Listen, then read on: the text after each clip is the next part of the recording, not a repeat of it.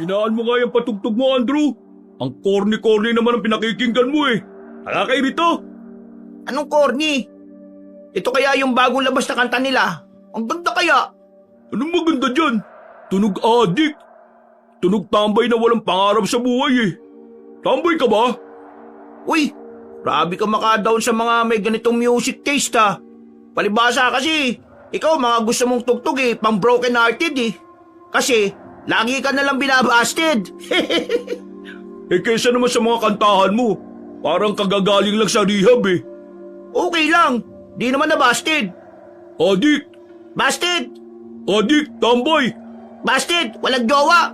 Walang pera! Walang jowa kasi pangit! Anong sinabi mo? Wala!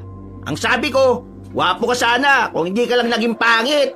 Ba sira ulo ka? Halika rito, sa likod! Uy, pambira naman talaga tong dalawang to. Tumigil na nga kayo. Hindi na kayo nahihiya kay Mang Pimento. Pinapakita niyo pa talaga yung ugali niyong pangkalye sa Maynila eh. Ayos lang naman. Nung kami rin naman ng mga kapatid ko eh, ganyan kami. Dati nga eh, nagsusuntukan pa kami sa simbahan eh. Grabe pala ho yun. Mas grabe pa yun. Oo. Tapos, alam mo, naging kakaiba sa pangyayaring yon. Yung mga sakristan, pinagtulungan ako. Eh, kaibigan kasi ni Utol yun eh. Hoy, anong nangyari sa mga sakristan? Eh, di ba bawal makipag-away sa kanila? Eh, di pinalayas na sila sa simbahan. Kaya lang naman sila pumasok na sakristan eh, kasi meron silang type na choir member doon. Hindi ko talaga makakalimutan yon kasi pagkatapos nila akong pagtulungan sa harapan ni Jesus, aba, nagsimbang gabi pa ang mga loko-loko. Etong kapatid ko naman, pinaluhod ang nanay ko sa munggo na may asin. Habang ako, pinapanood lang siya habang nakain ng tinapay. Medyo siraulo pala talaga kayo ng kapatid mo nung kabataan po ninyo eh, no? Eh, nasan po pala yung kapatid ninyo? Eh, ayun, maagang kinuha ni Lord. Makulit eh. Ikaw ba naman ang mag-drive ng lasing tapos salpukin mo yung truck? Akala niya siguro eh may pangalawang buhay pa siya. Ayun, tigok. Iyak si nanay eh. Eh syempre, iyak din ako. Nawalan na ako ng kasuntukan palagi eh. Eh yung mga kapatid kong natira eh, puro babae. Hindi ko naman pwedeng hamunin ng suntukan ng mga yon. Hindi ko alam kung anong mararamdaman ko sa kwento ninyo. Pero mukhang masaya naman yata kayo eh, no? Eh, masaya naman na. Ang tagal nang nangyari doon eh. Kaya itong si Andrew at Henry, hayaan mo silang mag-away para malaman natin kung sino sa kanilang dalawa yung maagang makukuha ni Lord. Ay, naku! Lintik talaga mga aso rito pag-alagala, oh. Napapreno tuloy ako ng bigla eh. Eh, nasagasaan nyo? Eh, di ko nga sigurado eh. Sandali, babain nga natin. Pagbaba namin ng sasakyan kabanong ay nakita namin ang isang asong itim na nakahiga na sa semento. Maawain ako sa aso kaya agad ko sanang lalapitan. Pero pinigilan ako ni Mang Pimento. Ang sabi niya, hindi ko raw dapat lapitan agad ang mga asong hindi namin kilala. Baka raw bigla kong sakmalin. Eh, dyan lang kayo ah. Ako na lalapit. Kumuha siya ng putol na sanga sa gilid. Ginalaw-galaw niya ang aso gamit yon. Wala naman kasing nakitang dugo sa aso kaya iniisip namin na hindi naman talaga namin siya nabangga. Ang pinagtataka namin, bakit siya nakahiga? Mang Pimento, natutulog lang yata yan eh. Buwang ka ba? Bakit siya matutulog sa gitna ng kalsada? Yang sabi nga ni Mang Pimento kanina eh, muntikan na niyang masagasaan. Ibig sabihin, gising niya kanina. Eh di gising tapos biglang natulog. Utak mo talaga parang nasa pa eh. Utak mo naman nasa singit. Uy, talagang dalawang to. Manahimik na nga kayo. Eh, Mang Pimento, igilid na lang siguro natin. Pero sigurado kayo na hindi natin to nadali ah. Alina, hindi ako sigurado. Eh ngayon, sigurado na akong hindi naman natin to nasagasaan. Ang layo eh. At saka kung nadali natin yan, talsik yan. Pero tingnan mo, parang natutulog lang sa malambot na sopa eh, oh. Eh, tabi na lang po natin para makaalis na rin tayo. Eh, mabuti pa nga. Kanina pa tayo hinihintay ng lola nyo eh. 9 na rin ng gabi.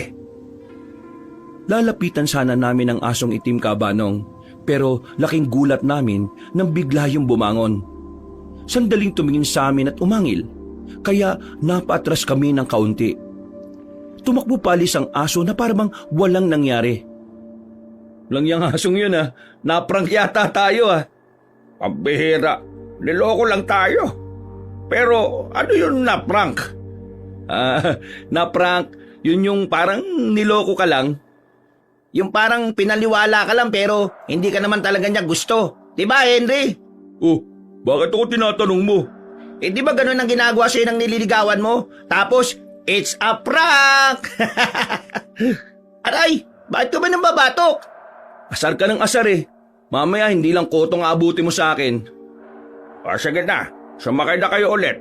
Bibilisan ko na lang ang pagmamaneho para madali na tayo makarating sa mansyon. Hindi na lang namin inintindi pa ang pangyayaring yon. Itinoon na lang namin ang atensyon sa biyahe. Makailang minuto lang, narating na namin ang lugar. Para yung tirahan ng mayayaman.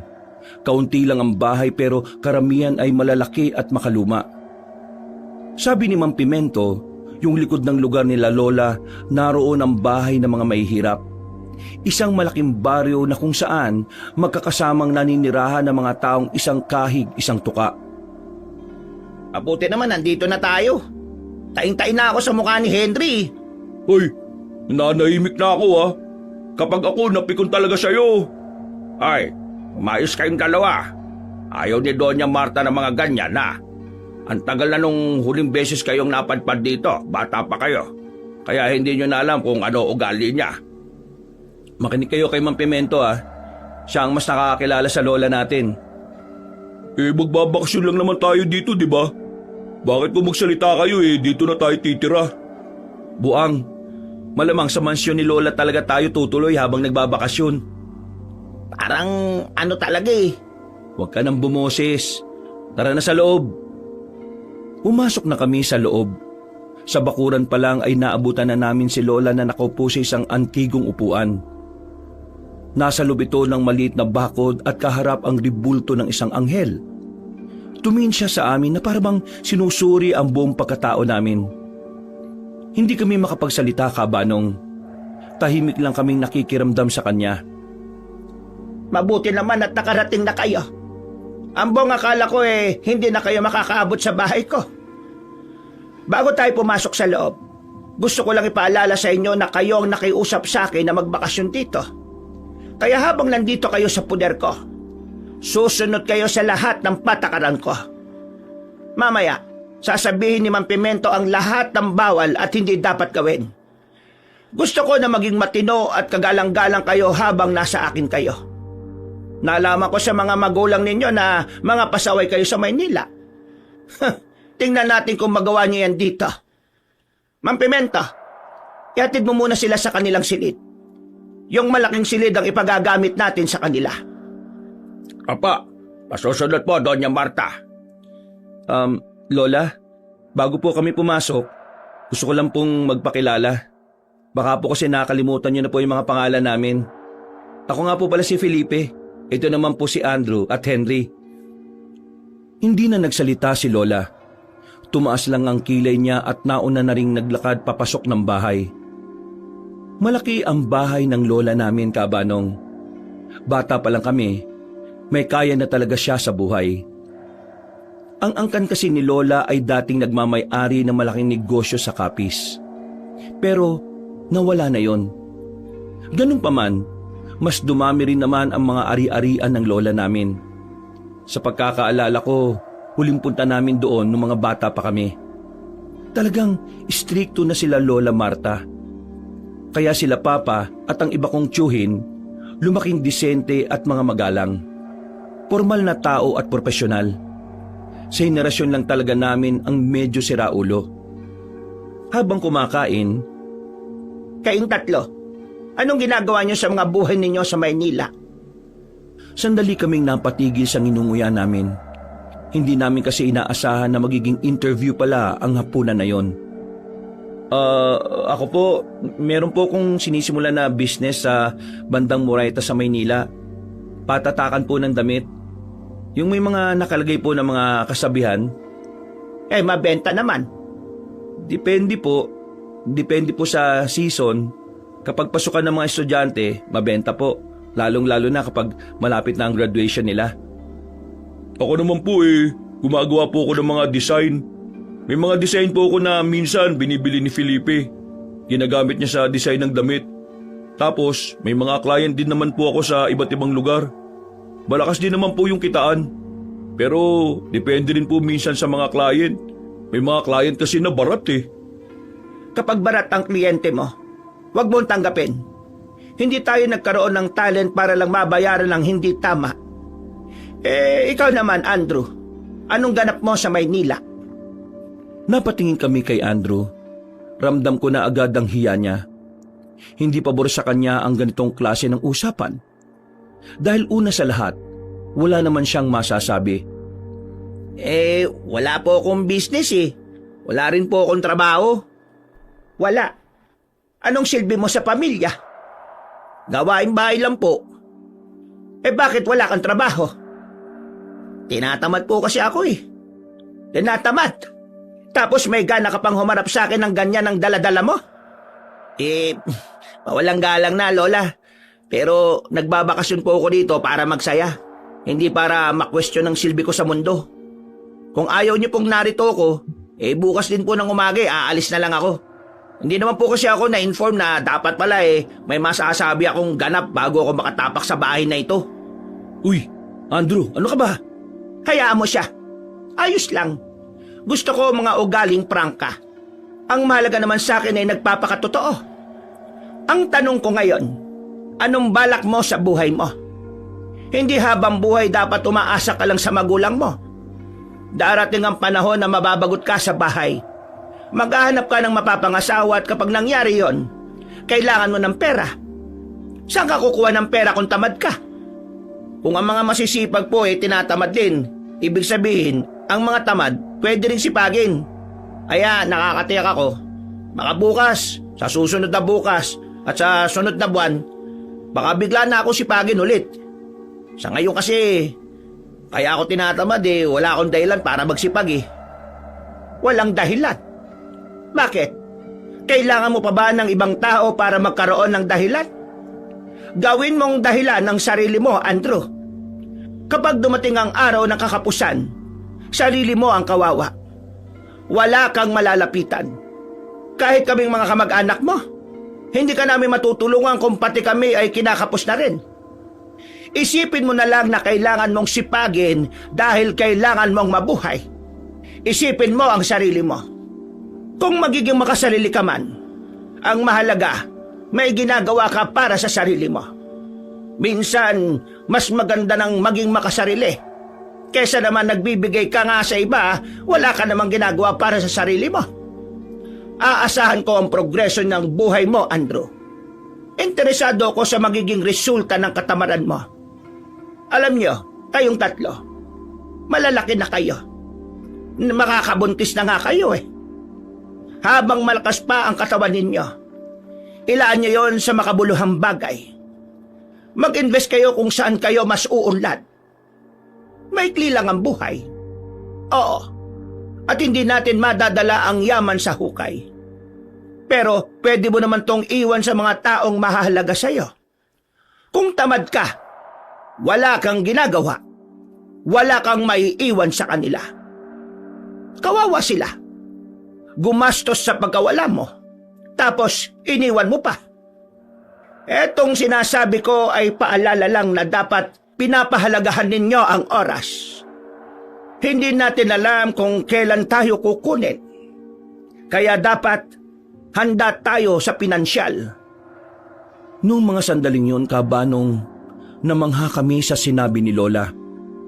Kahit kami ni Henry na hindi naman tamad gaya ni Andrew, meron kaming natutunan mula sa kanya. Nakahinga naman si Andrew ng maluwag. Ang akala niya kasi, magagalit si Lola sa kanya. Sisigawan siya at palalayasin. Pero hindi ganoon ang nangyari. Istrikto siya, pero kaya niyang tumanggap ng mga salitang hindi angkop sa pananaw niya. Basta nasa tama at totoo. Kinagabihan, ayos ka kanina. Tapang mo ah. Hindi ka ba kinabahan nung ni-real talk mo si Lola? Malamang kinabahan. Pero wala naman akong choice kundi sabihin ng totoo eh. Kaysa naman sabihin kong meron akong malaking negosyo. Ayaw ko naman magsinungaling. Kasi ikaw kailan ka ba talaga gagawa ng paraan para magkapera? Syota ka ng syota, wala ka naman pinagkakakitaan. Maghintay ka lang. Wala pa nga ako sa mood, di ba? Kapag nakahanap na ako ng dahilan. Di ba sabi nga ni Lola, gawin mong dahilan ng sarili mo. Saka na natin pag-usapan yan. Pag-usapan na lang natin kung saan tayo gagala bukas. Di ba nasa listahan natin, aakyat tayo ng bundok? Napakita nyo na ba kay Lola yung listahan natin? Baka kasi hindi okay sa kanya yung iba. Bukas na lang siguro. Baka nagpapahinga na yun. May alam ako magandang puntahan dito na wala sa listahan natin. Saan naman yan? Dun sa baryo San Sinukob. Ano? Baryo... ano yun? Sabo naman nalaman yan. Sa internet. Ang sabi nila, maganda raw magpunta dun. Marami daw dun mga kababalagan Yan na naman tayo sa kababalagan Oo nga. Meron pa nga raw dyan aswang Nagkatinginan kami ni Andrew Cabanong. Ngayon lang namin kasi narinig ang aswang mula kay Henry. Kilala kasi namin siya na hindi man mahilig sa mga kwento tungkol doon. Kaya medyo nanibago kami. Naniwala ka naman.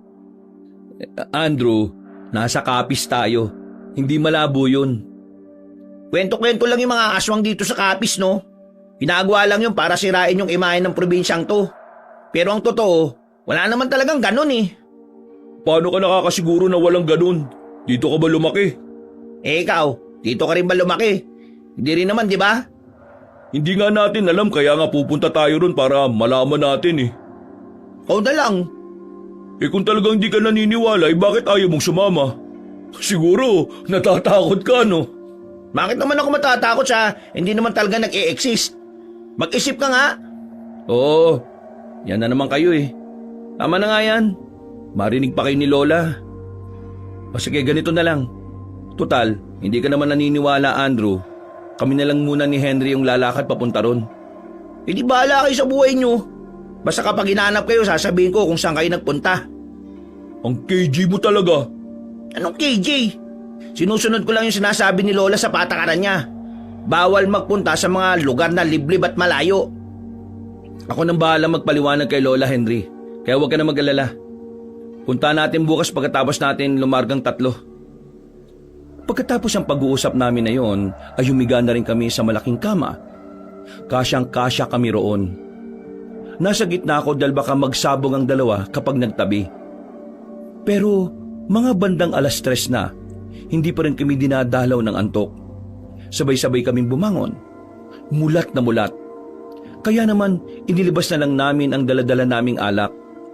Nasa bag ni Andrew. Pampaantok lang sana. Andrew, kuha ka yelo sa baba. Pangit lasa nito pag hindi malamig Oh, bakit ako? Hindi ikaw na kumuha. Akin na nga yung alak. Ako na nga lang. Nagtuturuan na naman kayo Dahil halatang tinatamad ang dalawa na lumabas ng kwarto, nagkusang loob na ako. Pagbaba ko sa sala, nakapatay na ang ilaw. Tanging ang kusina na lamang ang maliwanag. Pagpunta ko roon, nakakarinig ako na parang may bumubulong. Parang may nagsasalita sa kung saan. Sumilip ako sa bintana ng kusina. Naririnig ko ang boses ni Lola sa labas. May mga binabanggit siya ng mga salitang hindi ko rin maintindihan. Anong ginagawa ni Lola sa ganitong oras? Nag-oorasyon ang lola mo. Anak ng...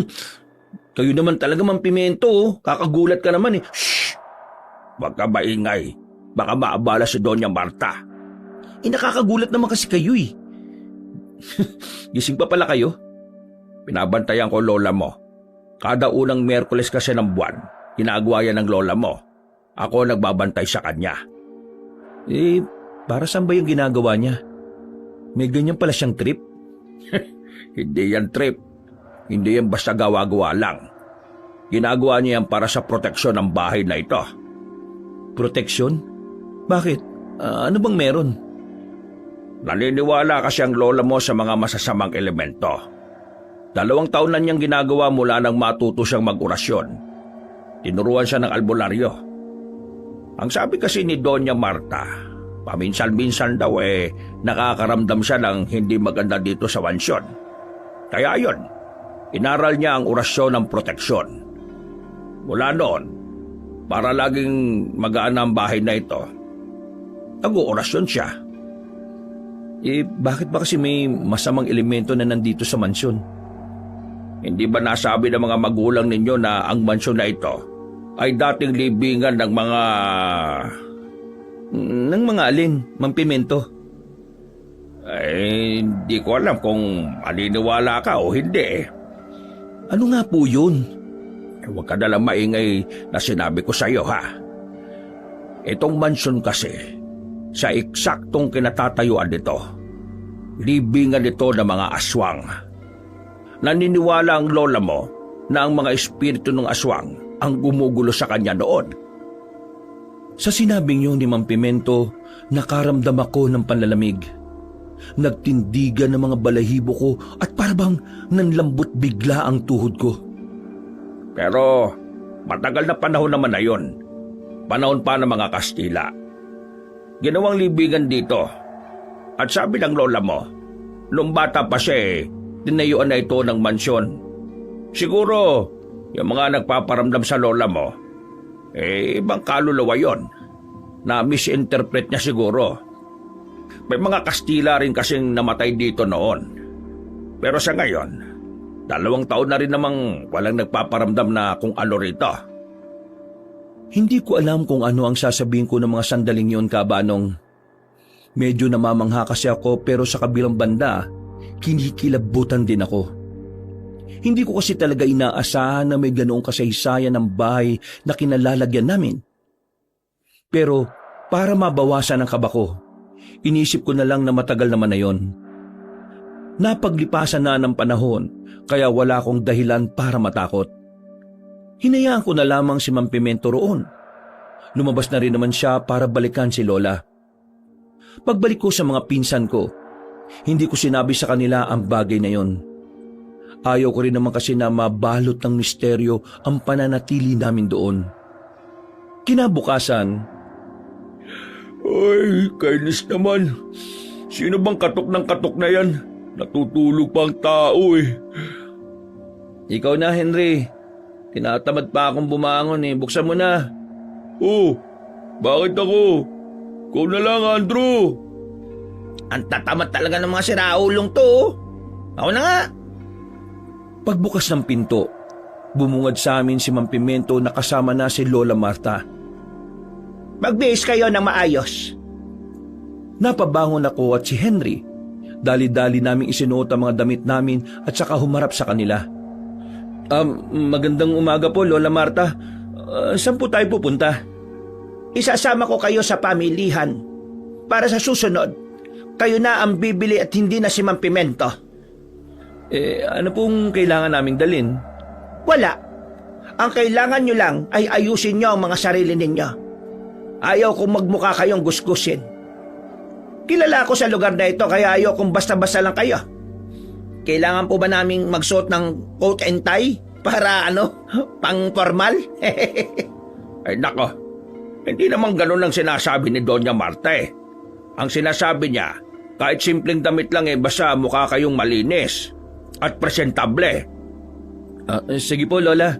Magbibihis lang po kami. Susunod na po kami. Tumango lang sa amin si Lola at nauna na ring naglakad. Sumenyas lang sa amin si Mang Pimento. Ayon sa kanya, nasa magandang mood daw ang lola namin. Nang makapagbihis na kami, ay agad naman kaming lumabas ng silid. Maya-maya pa, umalis na rin kami ng mansyon. Habang naglalakad kami patungong pamilihan, pinapayungan ni Mang Pimento ang lola namin. Mainit-init na rin kasi ng mga sandaling yon. Nang nasa pamilihan na kami, Parang may nila rin pala rito Maingay, magulo. Pero ang pagkakaiba lang nito sa Maynila, laging sariwa mga mabibili mo rito tapos mura. Kayong tatlo, kayo ang mamimili ng kakainin natin para sa pananghalian. Sige na, bumili kayo. Maghihintay lang kami ni Mang Pimento rito. Sigurado po kayo? Oh, bakit? Hindi niya ba kaya? Hindi ba kayo namamalengke sa inyo? Hindi. Ang ibig kong sabihin, sige po, kaya naman po namin. Kami na po ang bibili. O tara na mga insan. Sinunod na lang namin ang gusto ni Lola Marta, Kabanong. Pero sa kasagsagan ng pamimili namin, nangyari ang hindi namin inaasahan. Biglang nasagi ni Andrew ang isang matandang lalaki na may daladalang mga isda. Tumilapo ng mga isda sa lapag at ang iba ay napunta pa sa kanal. Tutulungan sana ni Andrew ang matandang lalaki para damputin ang mga isda, pero nagulat na lang kami ni Henry nang biglang hawiin na matanda ng malakas ang kamay ng pinsan namin. Agad na nakaramdam ng inis si Andrew base sa mukha niya. Bulag ka bang tao ka? Hindi mo ba ako nakita? Tingnan mo ginawa mo. Natapon ang mga paninda ko. Babayaran mo ba lahat ng yan? Lalo na yung mga napunta sa kanal? Mawalang galang na po Pero hindi ko naman po sinasadya Isa pa, kayo po ang sumalubong sa akin. Kayo bumangga sa akin. Habang ako nakatayo lang ako dito. Ibig sabihin, ikaw ang hindi tumitingin sa dinaraanan mo. At ako ba ngayon ang sinisisi mo sa kasalanang ikaw ang may gawa? Kasalanan ako ang may gawa? Ano kasalanan ko ron, Manong? Aksidente yan nangyari. Aksidenteng ikaw mismo ang dahilan. Huwag niyong isisi sa akin yung pagiging pabayat magaslaw ninyo. Hoy, napakabastos mo Kilala mo ba ako? Paano naman kita makikilala Hindi naman kami taga rito. Kaya pala ganyan ang asta mo. Siguro taga Manila ka. Galing mo naman palang manghula Nararamdaman kong tila nagiging mainit na ang usapan nila. Kaya hindi na ako nagdalawang isip na pumagitna sa kanilang dalawa. Manong, pasensya na po sa nangyari Gusto ko na lang po sanang malaman kung ilan po yung dapat namin bayaran sa mga natapon. Ilan? Malamang lahat yan. Hindi ko na mapapakinabangan ng mga yan. Yung mga nasa sahig po, baka pwedeng hugasan naman. Hindi naman po sobrang dumi ng... Hugasan? Anong tingin mo sa akin, sira ulo? Bakit ganyan ang trato mo sa akin, Dahil matindero lang ako ng isda? Ganyan ba talaga kayo mayayaman? Hindi naman po sa ganun. Pero, sige po. Babayaran na lang po namin lahat. Bakit mo babayaran? Hindi naman natin kasalanan yun. Baka nga mamaya sinadya lang na matandang yan na banggain ako para makabenta ka agad Modus yan. Uy, tama na. Mayayari tayo kay Lola kapag lumala pa ito. Wala akong pakialam Itong matandang to mautak Akala niya siguro madali niya ako maloloko. Bayaran niyo ang lahat ng nasayang na isda. Kasi kung hindi pagtutulungan niyo kami dito? Modus din talaga kayo Masyado na matabil ang dila mo, bata. Hindi mo alam kung anong kaya kong gawin. Hindi mo ako kilala. Hindi mo rin ako kilala, tanda. Kaya wala ka rin alam sa kaya kong gawin. Uy, ano ba? Tama na kasi. Hindi pa sana titigil si Andrew kung hindi lamang dumating si Mang Pimento at si Lola Marta. Pero napukaw ni Mang Pimento ang atensyon ko. Para kasi siyang nababahala habang nakatingin sa matandang kausap namin. Anong nangyayari dito? Anong ugnay mo sa mga bastos na binatang to? Mga apo ko sila at hindi sila bastos. Apo pala ito ng isang mayabang at mapagbataas na donya. Kaya pala parang may dugo ng pagiging matapobre. Hay, magdaan-daan ka sa pananalita mo. Wala akong kasalanan sa'yo. Ayus-ayusin mo ang mga apo mo. Dahil hindi sila magandang nasa ganitong lugar. Masyado silang ignorante at arugante. Ikaw nga may problema dyan Nakatayo lang ako dito. Nakatalikod ako tapos bigla ka nalang bumangga sa akin. Tutulungan na nga sana kitang magdampot pero nagalit ka pa. Lola Marta, totoo po sinasabi ni Andrew. Nakatayo lang siya. Itong matandang lalaki bumangga. Ikaw naman palang sumadyang bumangga sa apo ka. Huwag ka na magkaila pa. Alam ko ang mga ganyang galawan. Wala kang benta kaya nandadamay ka lang ng ibang tao na bibiktimahin mo. Nakita kong ngumiti ng nakakaloko ang matandang kausap namin, Kabanong. Para bang may namumuong masamang gawain sa utak niya. Pagtingin ko naman kay Lola Marta, kalmado lang siya. Si Mang Pimento ang parang nababahala. Hindi nyo babayaran ng mga tinapon nyong isda? Sige, magsisisi kayo sa desisyon ninyo. Naglakad na ang matanda papalayo. Hinayaan na lang din namin at nanahimik na lang kami. Binilisan na lang namin ang pamimili. Pagkatapos ay agad kaming umuwi ng bahay. Kinausap namin si Lola Marta. Kalmado pa rin naman siya pero may halong inis ang pananalita. Hindi nyo dapat pinatulan ng lalaking yon. Hanggat maaari, binayaran nyo na lang sana kagad. Tingnan nyo ang nangyari. Pinag-uusapan tayo ngayon sa pamilihan. At ang matandang yon ay nagawa pa talagang magbanta. Kasi naman po, siya naman po unang nagalit eh. Sinubukan kong maging kalmado, pero kung ano-ano kagad ang pinagsasabi niya. At saka, hindi naman tama na bayaran siya kahit wala naman akong ginawang masama. Kung babayaran natin siya, edi para na rin natin kinonsinti yung mga sindikatong gusto lang ng easy money. Tingin ko po, tama naman po si Andrew. Mali kasi ang ginawa ng matanda eh. Kung binayaran natin, edi kinonsinti po natin yung mali. Pero may mga pagkakataon na dapat umiiwas tayo sa gulo. Hindi nyo alam kung ano ang kayang gawin na matandang yon. Hindi naman po tayo dapat magpasindak kasi tayo ang nasa tama. At saka, natatakot po ba kayo? Di hamak naman na mas marami po kayong koneksyon. May impluwensyang tao kayo, di ba? Hindi nyo ako maintindihan. Wala kayong alam sa mga tao rito. Kung sana kasi, hindi nyo na lang kami inutusan. Uy, minsan, mais ka nga. Si Lola yan, no? Lalabas na nga lang ako. Papalamig ng ulo. Lola, pagpasensya niyo na po si Andrew, ha? Ganun po talaga yan, eh. Kapag alam niyang tama siya, hindi po siya nagpapatalo. Naiintindihan ko naman ang punto niya. Mang Pimento, iluto mo na nga yung mga pinamili natin at maya-maya sabay-sabay na tayong kakain. Apa, masusunod po, Doña Marta. Umalis na si Lola. Naiwan na lamang kaming dalawa ni Henry doon. Napapailing na lamang ako at sabay umupo na lamang sa sofa. Tingin ko, nakakatakot yung matandang lalaki kanina. Parang nanlilisik yung mga mata niya nung nagbabanta siya. Pero di tayo dapat matakot dun. Daming tauhan kaya ni Lola sa labas oh. Huwag tayong pakampante. Iba nagagawa ng taong galit. Pambira naman kasi. Nang dahil lang sa natapong isda, magkakagulo pa. Natulala na lamang ako ng mga sandaling yon, Kabanong. Iniisip ko rin kasi kung bakit parang iba ang nararamdaman ko sa matandang yon. Pilit ko na lamang kinalimutan yon. Itinuon ko na lang ang atensyon ko sa ibang bagay. Matapos namin makapagtanghalian, nagpaalam na rin kami kay Lola. Pinayagan niya naman kami. Pupunta na kasi namin yung tourist spot na nakita namin sa internet. Habang naglalakad, Di ka ba talaga sasama sa amin, Andrew? Para naman 3 tayo. Pagkatapos natin sa pupuntahan natin, uuwi ka agad ako. Matutulog na lang siguro ako. Kayo na lang pumunta doon sa sinasabi niyong baryo. hayaan mo na. Huwag mo nang pilitin si Andrew. Wala sa mood yan eh. Di sige. Wala namang problema eh. Bilisan na lang natin maglakad. Baka mawalan pa tayo ng masasakyan. Layo naman kasi ng sakayan ng tricycle dito eh. Ilang minuto lang, natanaw na rin namin ang sakayan ng tricycle.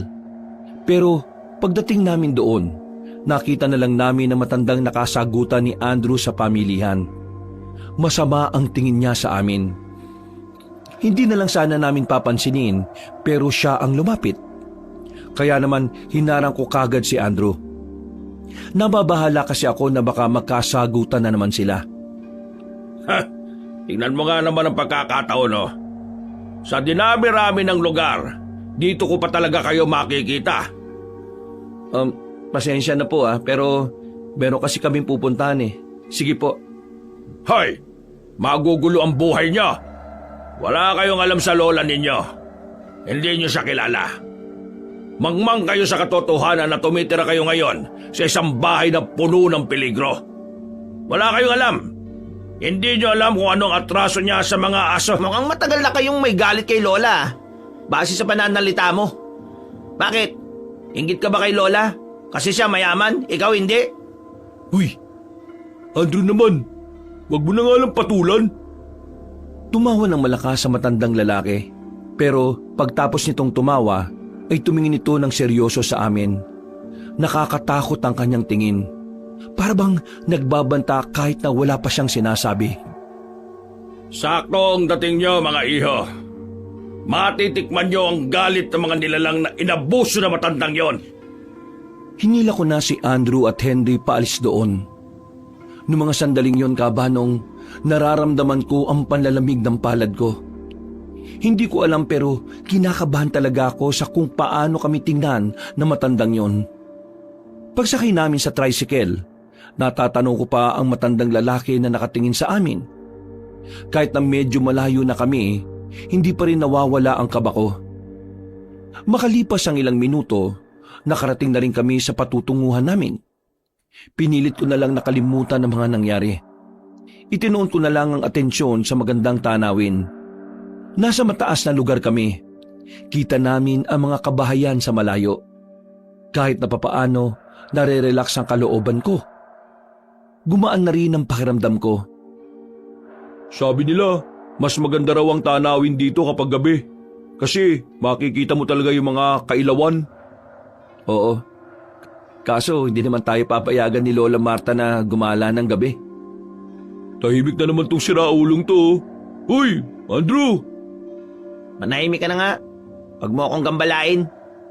Anong wag gambalain? Sumama-sama ka dito tapos hindi ka man lang makikisaya sa amin. Bakit? Iniisip mo pa rin ba yung matanda? Hindi ko alam eh. Pero parang may something sa matandang yon. Ha? Paano may something? Kapag tinitingnan ko siya, para ako nakakaramdam ng takot. Hindi ako nakapagsalita kaagad.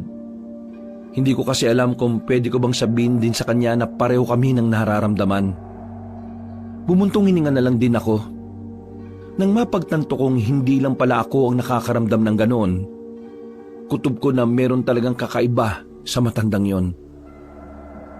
Makalipas ang halos isang oras ay naisipan na rin namin bumaba. Naglalakad na kami noon sa kagubatan. Pero nananahimik pa rin si Andrew. Maya-maya pa, binasag ko na rin ang katahimikan. Ano nga pala nangyari doon sa nililigawan mo, Henry? Nangasar ka ba? Di ba nga inasara ko niya ni Andrew na nabasted ako? Ay, oo nga pala. Eh ikaw, balita sa inyo ni Erica. Ayun. Ayos naman kami. Sabi ko sa kanya, pagbalik ko magde-date kami. Date lang talaga? Walang ano? Anong ano? Yung ano? Alam mo na yun. Baliw. Walang ganun, no? Hindi pa kami handa sa ganung bagay. Etong si Andrew, baka nakailan na yan eh. Di ba, Andrew? Sawang-sawa na nga ako dyan eh. O, di ba? Veterano. Napatigil kami sa paglalakad nang merong kaming marinig na mga kaluskos sa paligid. Nakakatinginan kami noon. Pero nakahinga kami ng maluwag nang makitang dagang bukid lang pala yon. Bakit ba parang takot na takot kayo? Ano bang iniisip nyo? Aswang? Bakit? Naniniwala ka ba sa aswang? Malamang hindi, no? Tara na nga. Atid nyo na ako sa labasan. Bahala na kayo sa pupuntahan ninyo. Basta ako, uuwi na muna ako. Pakisabi na lang kay Lola Marta na masama ang pakiramdam mo kaya nauna ka nang umuwi, ha? Turuan mo pa ako magsinungaling. Sige na, para naman tong others, oh. Bawi na lang ako kapag nakauwi na kami. Napapailing na lamang siya. Pero sa dulo, pumayag na rin naman siya. Hinatid namin siya sa gilid ng kalsada. Marami namang tao roon kaya iniwan na namin siya habang naghihintay siya ng masasakyan. Handa ka na ba pumunta sa Barrio San Sinukob? Ang baryo ng kababalaghan! Awu! Uy, para ang timang. Di naman ako natatakot, no? Excited lang ako. Nakaka-excite no? Alamin natin kung ano ba talaga yung meron sa lugar na yon. Pero hindi ba delikado? Malalaman natin kapag nandun na tayo. Eh kapag napahamak tayo, kasalanan mo to ha. Baliw, bakit ako lang? Nagtatawanan pa kami ni Henry noong mga sandaling yon, Kabanong. Wala kaming ibang iniisip kundi ang malaman kung totoo ba talaga ang mga haka-haka. Pagsakay namin ng tricycle, nagtaka ang driver nang sabihin namin kung saan kami pupunta. Baka sa mukha na matandang driver na parang nalilito o nababahala siya. Nang tanungin namin kung bakit, hindi naman siya nagsalita. Weirdo ng driver, no? Baka mamaya, bigla na lang tayong ibang ganito. Uy, huwag kang magsalita ng ganyan. Baka mamaya marinig niya pa tayo. Nanahimik na lamang kami hanggang sa tuluyan na kami makarating sa bungad ng baryo San Sinukob. Sa labas pa lang, parang naaamoy ko na ang kakaibang simoy ng hangin na nagmumula roon. Bago umalis sa matandang driver, tumingin pa siya sa amin na parabang nababahala. Parang may gusto siyang sabihin sa amin. Eto na yung pre. Ganito yung nasa picture eh. Tingnan mo yung arko. Lumang-luma na talaga no? Bakit kaya nag-alisan yung mga tao rito? Yun ang dapat nating malaman. Malay mo, malalaman natin yun kapag pumasok na tayo sa loob. Anong oras na ba? 3:00 pa lang naman eh. Huwag tayong papaabot ng 1 oras dito ha. Baka mamaya maligaw tayo. Tumango na lang sa akin si Henry. Sinimulan na rin namin ang paglalakad. Sa bandang bukana pa lang, nakita na namin ang mga nakakalat na gamit sa isang bakuran. Ang mga kabahayan naman, may mga sapot na rin ng gagamba. Nagtataasan na rin ng ilang damo roon. May mga gumagapang na rin na kung anong mga halaman. Doon pa lang, nakakaramdam na ako ng kaba. Habang patagal ng patagal, parang mas lalong tumataas ang kaba ko. Pero hindi ko na lang yung pinapahalata dahil ayaw kong asarin ako ni Henry. Uy, tingnan mo oh! Tingnan mo! Napaturo si Henry sa silong ng bahay. Meron kasi kaming nakitang kalansay at bungo ng tao roon. Nakatihaya. Kalansay ng tao yan ah. Tingin ko, namatayan dyan tapos dyan na rin inagnas eh, no? Ano ba talaga nangyari dito? Ang hiwaga naman nito. Tingin ko kailangan na natin talagang umuwi. Sandali lang! Tingnan mo yun oh! Oh, ano na naman ba yan? Nilapitan naming dalawa ang mga kakaibang disenyo ng banga na nasa gilid ng isang bahay. Sa hindi malamang dahilan, para bang naging interesado kaming tingnan kung ano ang nasa loob. Kaya naman agad-agad naming tinanggal ang takip. Pagtingin namin, meron ding mga kalansay. 2 kalansay ang mga naroon na amoy sunog. Gagi! Tingin ko minasakir ang mga tao rito eh. Kaya siguro nababalot ang kababalagan to. Tara, umalis na tayo. Baka mamaya kung ano pa mangyari sa atin. Ayaw mo pa bang matuklasan ng mga nandito? Maya-maya na! Baliw ka talaga. Paano kung dito pa tayo mapahamak? Huwag mo kasing sabihin, baka mangyari. Ay naku, ewan ko sa'yo. Tara na kasi. Hinila ko siya paalis. Pero hindi pa man kami nakakalayo. Nakarinig na kami ng mga kakaibang angil sa paligid. Nang sumilip kami sa likuran ng isang bahay, nakita namin doon ang isang matangkad na aso. Parang kasing tangkad siya ng sasakyan. Agad kong hinila si Felipe papunta sa may gilid para makapagtago. Tinakpan ko rin ang bibig niya para hindi siya makagawa ng kahit na anong ingay. Habang nakatago kami, Kabanong, nakita namin na lumabas na ang aso doon. Parang hindi pangkaraniwan ang asong yon. Namumula ang mga mata niya at hindi normal ang haba ng dila. 10 minuto matapos kaming lagpasan ng malaking aso ay saka pa lamang kami lumabas. Sapat na ang nakita namin yon para isiping hindi talaga kami ligtas kung mananatili pa kami doon. Palingon-lingon kami sa paligid habang hinahanap ang aso. Nang wala na talaga yun, ay nagmamadali kaming tumakbo palabas. Hindi na namin pinuntahan pa ang bandang gitna. Mas inisip na lang namin ang kaligtasan naming dalawa. Lintik na aso yun. Normal pa ba yun? Ang laki. Yun nga rin ang pinagtataka ko eh.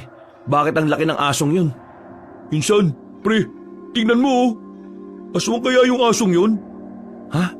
Aswang? Oo, nabasa ko kasi dati, yung mga aswang daw pwedeng maging aso. Eh di kung aswang nga yun, di ibig sabihin, may mga aswang talaga rito sa Capiz? Baka nga totoo talagang may mga aswang dito.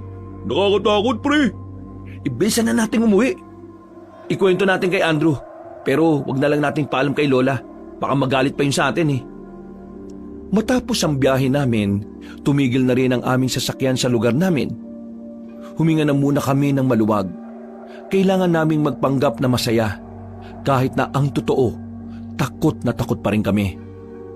Ah, saan kayo galing? Kanina pa kayo nahanap ni Doña Marta. Po? Bakit daw po? Anong bakit? Alam ni Doña Marta na pumunta kayo sa baryo ng San Sinukob. Ay, gagi talaga si Andrew. Nilaglag tayo. Kabado kami pumasok sa mansyon. Sa sala pa lang ay naabutan na namin si Lola Marta na umiinom ng paborito niyang tsaa. Mukha naman siyang kalmado. Pero nang magtama ang tingin namin, doon na ako kinabahan.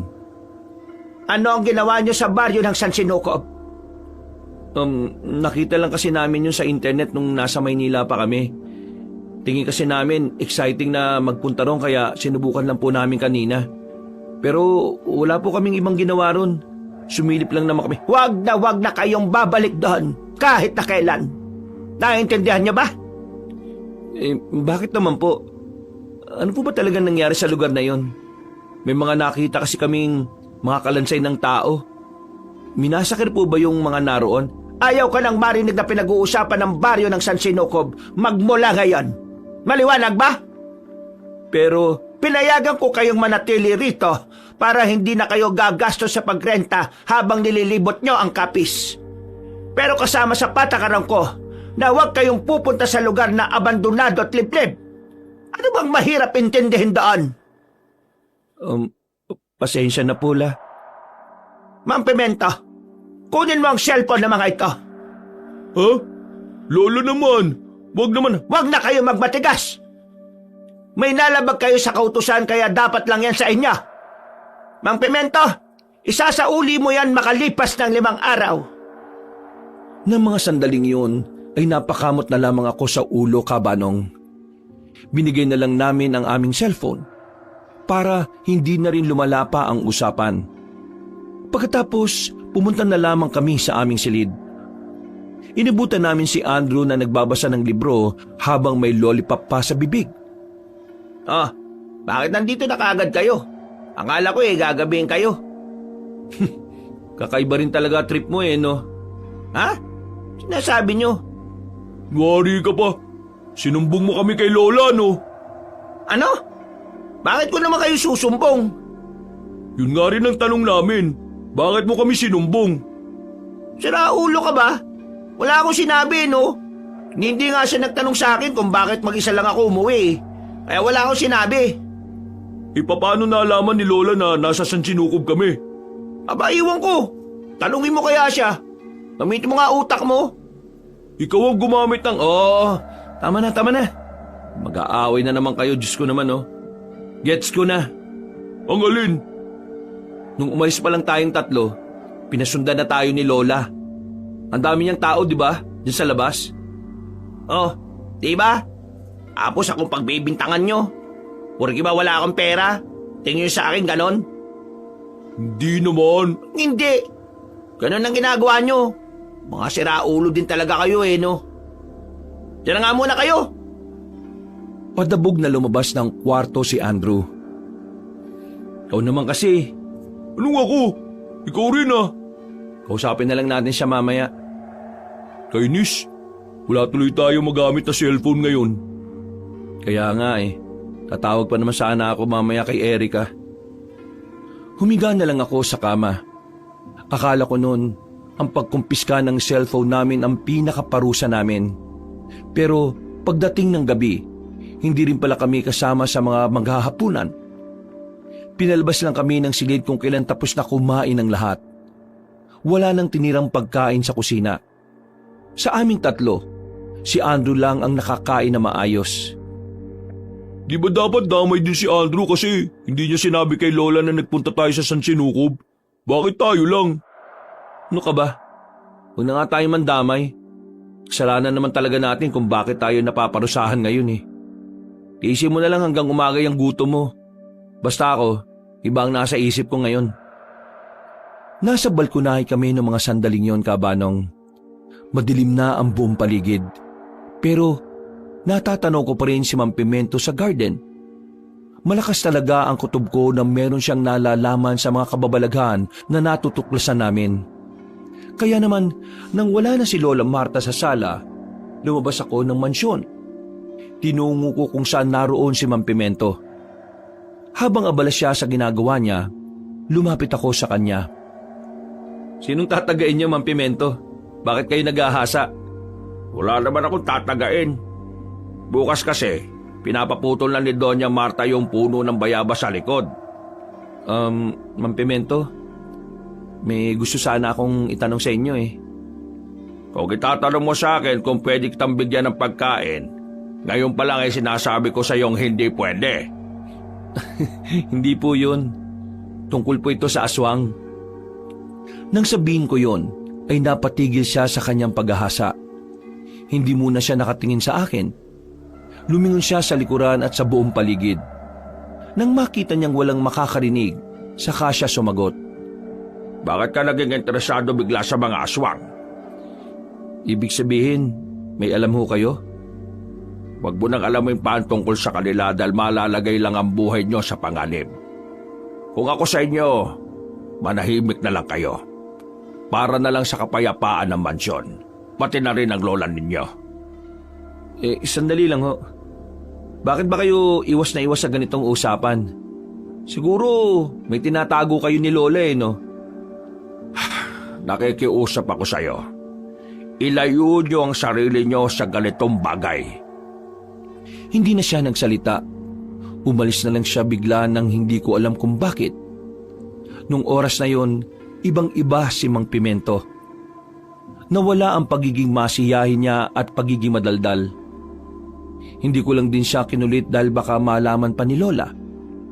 Nung gabing yon, hindi ako dinadalo ng antok. Bukod sa kumakalamang sikmura ko, napapaisip ako sa ikinilos ni Mang Pimento. Habang masarap na ang tulog ni Andrew at Henry, nananatili akong mulat at nakatulala lang sa kisame. Maya-maya, bumangon ako. Pinagpapawisan na ako ng malamig ng dahil sa gutom. Kaya agad na rin akong bumangon. 12:00 na. Siguro naman, pwede na rin ako makakain. Bumaba ako sa sala. Nakapatay na ang ilaw doon. Pagpasok ko ng kusina, bigla na lang ako nakarinig ng parang tunog na pinupukpok na kaldero. Yung parang ginagawang pantunog sa tindang binatog. Naintriga ako dahil doon. Kaya matapos kong kumuha ng pagkain, lumabas ako ng mansyon habang bitbit ang isang platong ulam at kanin. Kumakain ako habang naglalakad. Mga ilang sandali lang, nalaman ko na kung saan nagmumula ang tunog na yon. Nagtungo ko sa bandang likuran ng mansyon ni Lola. Merong parang iskinita roon. Masikip lang ang daan. Isang tao lang talaga ang kakasya. Dumaan ako roon at sa bandang dulo noon, nabigla na ako sa aking nakita. Paghawi ko ng halamanan, nakita ko si Lola Marta. Nakaupo sa gitna ng malalaking kandilang itim. Meron siyang hawak-hawak na libro. Meron ding mga kagamitan na hindi ko alam kung para saan. Nakita ko naman si Mang Pimento sa gilid. Sige lang sa pagpupukpok sa ilalim ng isang hugis kaldero. Anong ginagawa nilang dalawa? Bakit may ganyan? Ang daming kandila. Naging malinaw lang sa akin ang lahat nang marinig ko na ring magsalita si Lola Marta. Nagtindigan ang aking mga balahibo. Para akong nanlambot. Hindi ko kasi alam na may ganun pala siyang katauhan. Itigil mo na yan, Pimento. Sigurado na ako magiging malakas ang kulam na ginawa ko para sa kanila. Tingnan lang natin kung makalapit pa sila sa atin. Doña Marta, mamamatay ba sila sa kulam na ginawa niyo? Oo, mamamatay sila. Pero may tsansa silang makasalba kung malakas ang katawan nila. At kung nakapagsuot sila ng pangontra sa kulam. Malaking tulong na rin na maraming mabawas sa kanila. Kung hindi natin to gagawin, baka sila naman ang pumunta rito. Hindi to dapat malaman ng mga apo ko. Mas mainam din na bukas din, pauwi na natin sila sa bahay nila.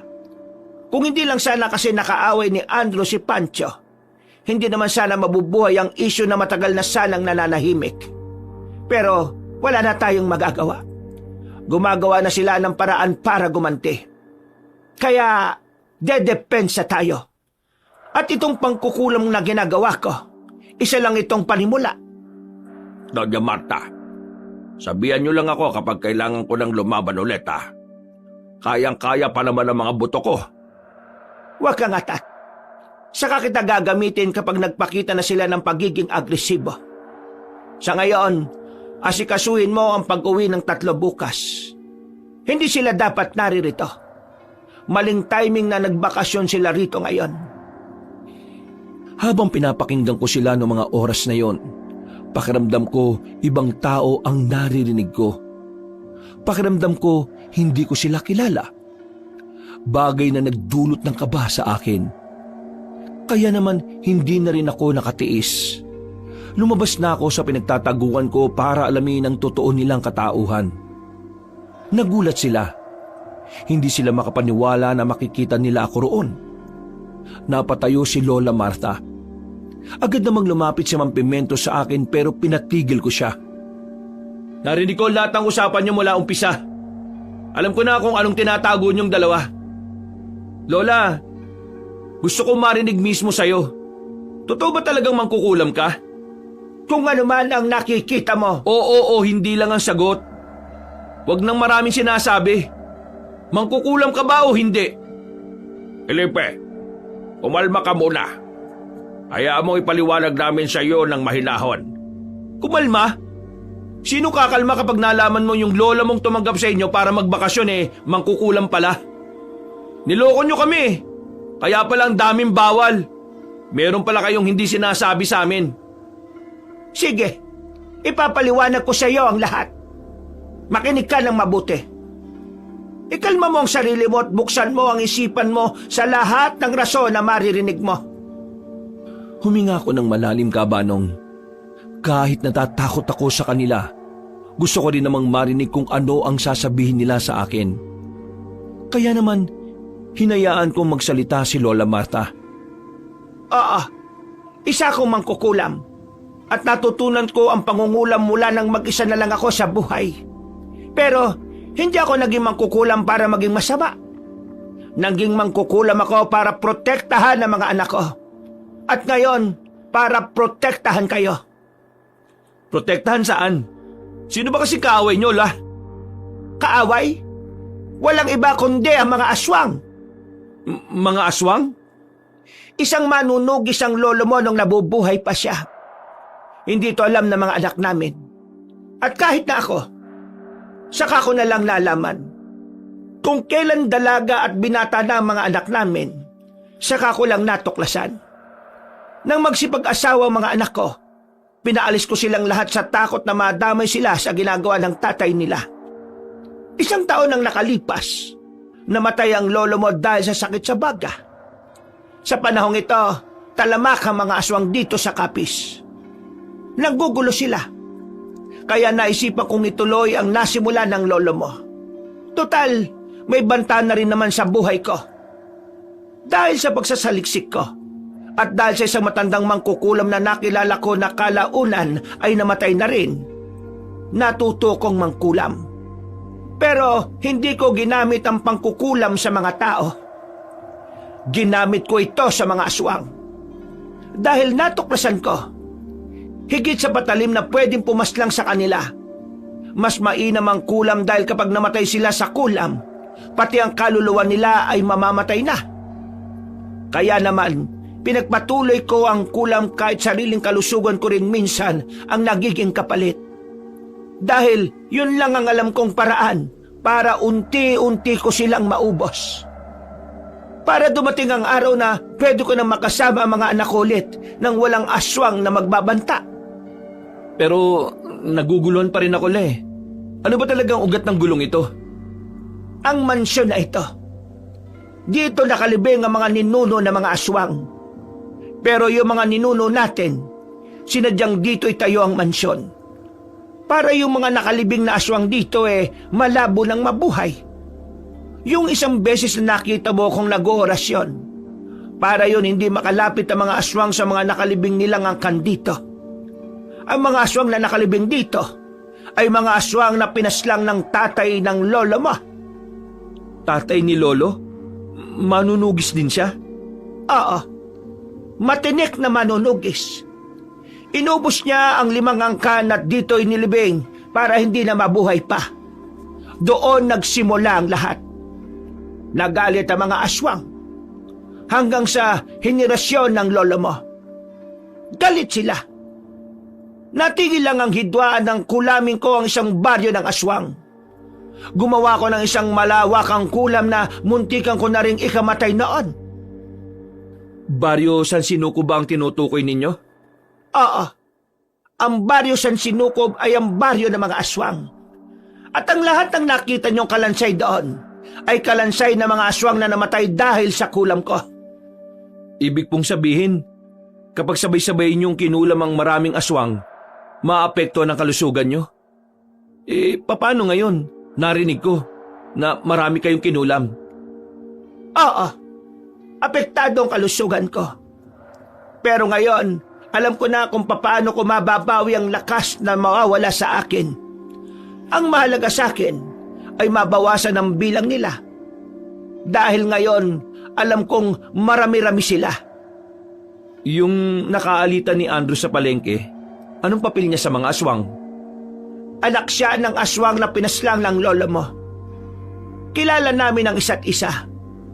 Nung maubos sa mga taga San Sinukob, hindi ko alam kung bakit siya nanahimik. Wala siyang ginawa. Kaya wala rin akong ginawa sa kanya. Kasi hindi ko siya kayang kulamin sa hindi maipaliwanag na dahilan. Kaya naman, parang naging normal na tao lang siya rito sa atin. Nilihim niya ang tungkol sa katauhan ko. Nilihim ko rin ang pagiging aswang niya. Buong akala ko, mananahimik na lang kami pareho habang buhay. Pero iba ang pakiramdam ko. Tingin ko, matagal na silang may binabalak. Naghahanap lang siya ulit ng dahilan para gumawa ng gulo. Ay nako, ang komplikado naman ito, La. Ang birang buhay naman to. Akala ko pa naman, simpleng tao lang yung narito sa mansyon. Ikaw, Mang Pipito, ano naman ang papel mo sa gulong ito? Estudyante ako ng lolo mo nung nabubuhay pa siya. Manunugis din ako. Nang mamatay ang lolo mo, inabilin niya sa akin na bantayan ko si Doña Marta. At bilang pagsagip sa akin ni Doña Marta noon, pinangako ko sa sarili ko na hanggang kamatayan, iaalay ko ang buhay ko sa kanya at sa buong pamilya ninyo. Ngayon, naintindihan mo na kung bakit ayaw ko kayong magpunta sa San Sinukob. Oo, La. Naiintindihan ko na. Ang hindi ko lang maintindihan, bakit pinayagan nyo kaming magbakasyon dito kung may panganib pala rito? Ang totoo niyan, hindi ko rin inakala na biglang uusbong na naman ang gulo. Ayaw kong sisihin si Andrew dahil tama lang ang ginawa niya. Pero dahil doon, nagkaroon na naman ng dahilan ng mga aswang para balikan ako. Lalo pat nalaman nila na mga apo ko kayo. Kaya kung anong nasaksihan mo ngayon, ginawa ko lang yon para protektahan kayong mga apo ko. Napabuntong hininga na lamang ako ng malalim. Lumuwag na rin ang dibdib ko. Gumaan ang pakiramdam ko nang malamang hindi naman pala masamang tao si Lola at si Mang Pimento. Paano yan? Hindi ba natin to sasabihin kay Andrew at Henry? Wag na. Papauwiin ko na rin naman kayo bukas. Ayaw kong madamay ang mga apo ko sa gulong dapat tapos na noon pang hindi pa kayo pinapanganak. Sige po, La. Pero, paano kayo rito? Huwag mo kaming intindihin dito. Moderno na. Baril na ang gamit ng mga tao ko. Isa pa, kasama ko pa rin naman si Mang Pimento ngayon. Hindi mo alam kung gaano kagaling ito. Nakita kong tumawa pa si Lola. Yun ang unang pagkakataon na nakita kong tumawa siya kahit napilit lang. Pero nararamdaman ko pa rin ang kaba sa kalooban niya. Nararamdaman ko na nababahala siya. Natapos ang pag-uusap namin na yun na maayos. Pero gulong-gulo ang utak ko. Naghahalo na ang mga naiisip ko. Nag-aalala ko para kay Lola. Lalo na't unti-unti na rin ako nagkakaroon ng ideya kung ano ang kayang gawin ng mga aswang. Bumalik na lang ako sa higaan, Kabanong. Pero hindi pa rin ako dinadalaw ng antok. Iniisip ko pa rin ang mga sinabi ni Lola Marta. Saka ko lang napagtanto na kaya pala siya laging seryoso ay dahil sobrang dami na niyang napagdaanan na hindi maganda. Kinabukasan. Uy! Uy! Gising! Mananangalian na, uy! Nagmulat ang mga mata ko nang maramdamang sinampal na ako ni Andrew. Bumungad ang mukha niya nang ngumunguya pa. Agad ako napabangon nang bumagsak sa mukha ko ang kinakain niya. Ano ba? Ang bira naman talaga to. Uy! Sorry, hindi ko sinasadya. Butas bibig ko eh. Sige na, bumaba ka na. Kakain na. Ikaw na lang ay hinihintay, no? Anong oras ka ba kasi natulog kagabi? Bakit parang puyat na puyat ka? Basta. Teka, hindi ka na ba galit sa akin? Ha? Wala naman akong choice kundi alisin yung inis ko eh. Tayo lang magkakasama rito. Ay, siya nga pala. Sabi ni Lola, uuwi na raw tayo mamayang hapon. Hinihintay lang yung iba niyang mga tao para magatid sa atin. Felipe, alam mo nagtataka ako. Ano bang meron? Bakit bigla tayong pauwiin? At bakit ang daming sasama sa atin? Hindi ko rin alam, pre. Itanong kaya natin kay Lola Marta. Wag na. Bakit naman? Akala ko ba gusto mo malaman? Mukhang wala sa mood si Lola eh. Baka mamaya magalit. Tara na. Kakain eh, paiga-iga ka pa dyan. Lumabas na lamang kami sa silid at saka tumungo na rin sa dining area. Sabay-sabay kaming nananghalian. Pasimple akong napapatingin kay Lola Marta noong mga sandaling yon. Napapansin ko ang pagiging maputla ng kanyang balat. Inoobserbahan ko ang kilos niya. Pati ang pagsubo niya ng pagkain para siyang nangihina. Mabilis na lumipas sa mga oras. Napaghandaan na rin kami sa pag-alis. Hindi ko na hinayaang makapagtanong pa si Andrew at Henry kay Lola. Wala na rin naman kaming balak ipaalam sa kanila ang tunay na nangyayari. Dami nating chaperon na. Ano ba meron? Artista ba tayo? Huwag ka na maraming sinasabi. Pasok mo na yung mga abubot mo. Gusto ko talaga malaman kung anong meron eh. Para kasi tayong pinalayas ng ganito. Mang Pimento, maraming salamat po sa pagpapatuloy at sa mga masasarap na pagkain ha. Wala man kaming 1 linggo rito, pero parang ang tagal na namin kayong nakasama. Lola Marta, alagaan niyo pong sarili niyo ha. Mag-iingat kayo sa pag-uwi. Marami ding salamat sa inyong... Hindi na naituloy ni Lola Marta ang sasabihin niya nang bigla na siyang nawala ng malay. Mabuti na lamang ay nasalo siya ni Mang Pimento. Sa halip na makakaalis na sana kami, binitiwan namin ang mga gamit namin at saka lumapit kay Lola Marta. Oh, ano nangyari sa kanya? Dali natin siya sa ospital. Felipe, sige na, umalis na kayo. Yun ang gusto ng lola ninyo. Sige na. Pero, paano si Lola? Kakayanin to ng lola ninyo. Sige na. Seryoso ka ba, Mang Pimento? Naimatay ang lola namin at wala kaming ideya kung anong nangyayari. Tapos, gusto mo kaming umuwi na? Oo nga naman. Hindi kami makakauwi ng ganyan eh. Makukonsensya lang kami sa biyahe. Sige na naman. Makinig kayo. Baka maabutan pa kayo ng mga aswang sa biyahe. Hindi na napigilan ni Mang Pimento ang sarili niya, Kabanong. Nadulas na rin ang dila niya. nakita ko naman na nabigla si Andrew at si Henry. Anong sinabi nyo? Mga aswang? Mang Pimento, hindi kami aalis ng ganito. Sa loob na natin pag-usapan ng lahat at ipaliwanag mo na rin sa amin kung anong nangyayari sa lola namin. Wala nang nagawa pa si Mang Pimento. Binuhat na namin si lola papunta sa silid niya. Hindi na rin kami tumuloy sa pag-alis. Hindi kasi kaya ng konsensya namin na iwan si lola sa ganoong kalagayan. Sa pamimilit ng dalawa kong pinsan, napaamin na rin si Mang Pimento. Sinabi rin kay Andrew at Henry ang lahat ng detalye na alam ko na rin. Windang ang dalawa. Hindi makapaniwala nung una. Ayaw pa sana nilang paniwalaan ang mga sinabi ni Mang Pimento kung hindi ko pa ikinumpirma. Napapailing na lamang sila. Parang sumakit ang ulo nila sa kanilang mga narinig. Okay. So, mga aswang ang kalaban ng angkan natin, tama? Ano gagawin natin ngayon para protektahan ang mga sarili natin? Hindi ka ba nakikinig na maayos? Kinulam na nga ni Lola ang ilan sa mga aswang, kaya kakaunti na lang sila. Alam ko. Ang ibig kong sabihin, anong magagawa natin ngayon? Yung ngayon, gamitin mo nga yung utak mo. Yan na naman kayo eh. Manahimik na nga muna kayo. Hindi pa natin alam kung ano ba talaga nangyayari sa lola natin. Gumaganyan pa kayo. Normal na nangyayari to sa kanya kapag marami siyang kinukulam na sabay-sabay. Pero huwag kayong mag-alala. Naipainom ko na sa kanya yung likido na siya mismo ang gumawa.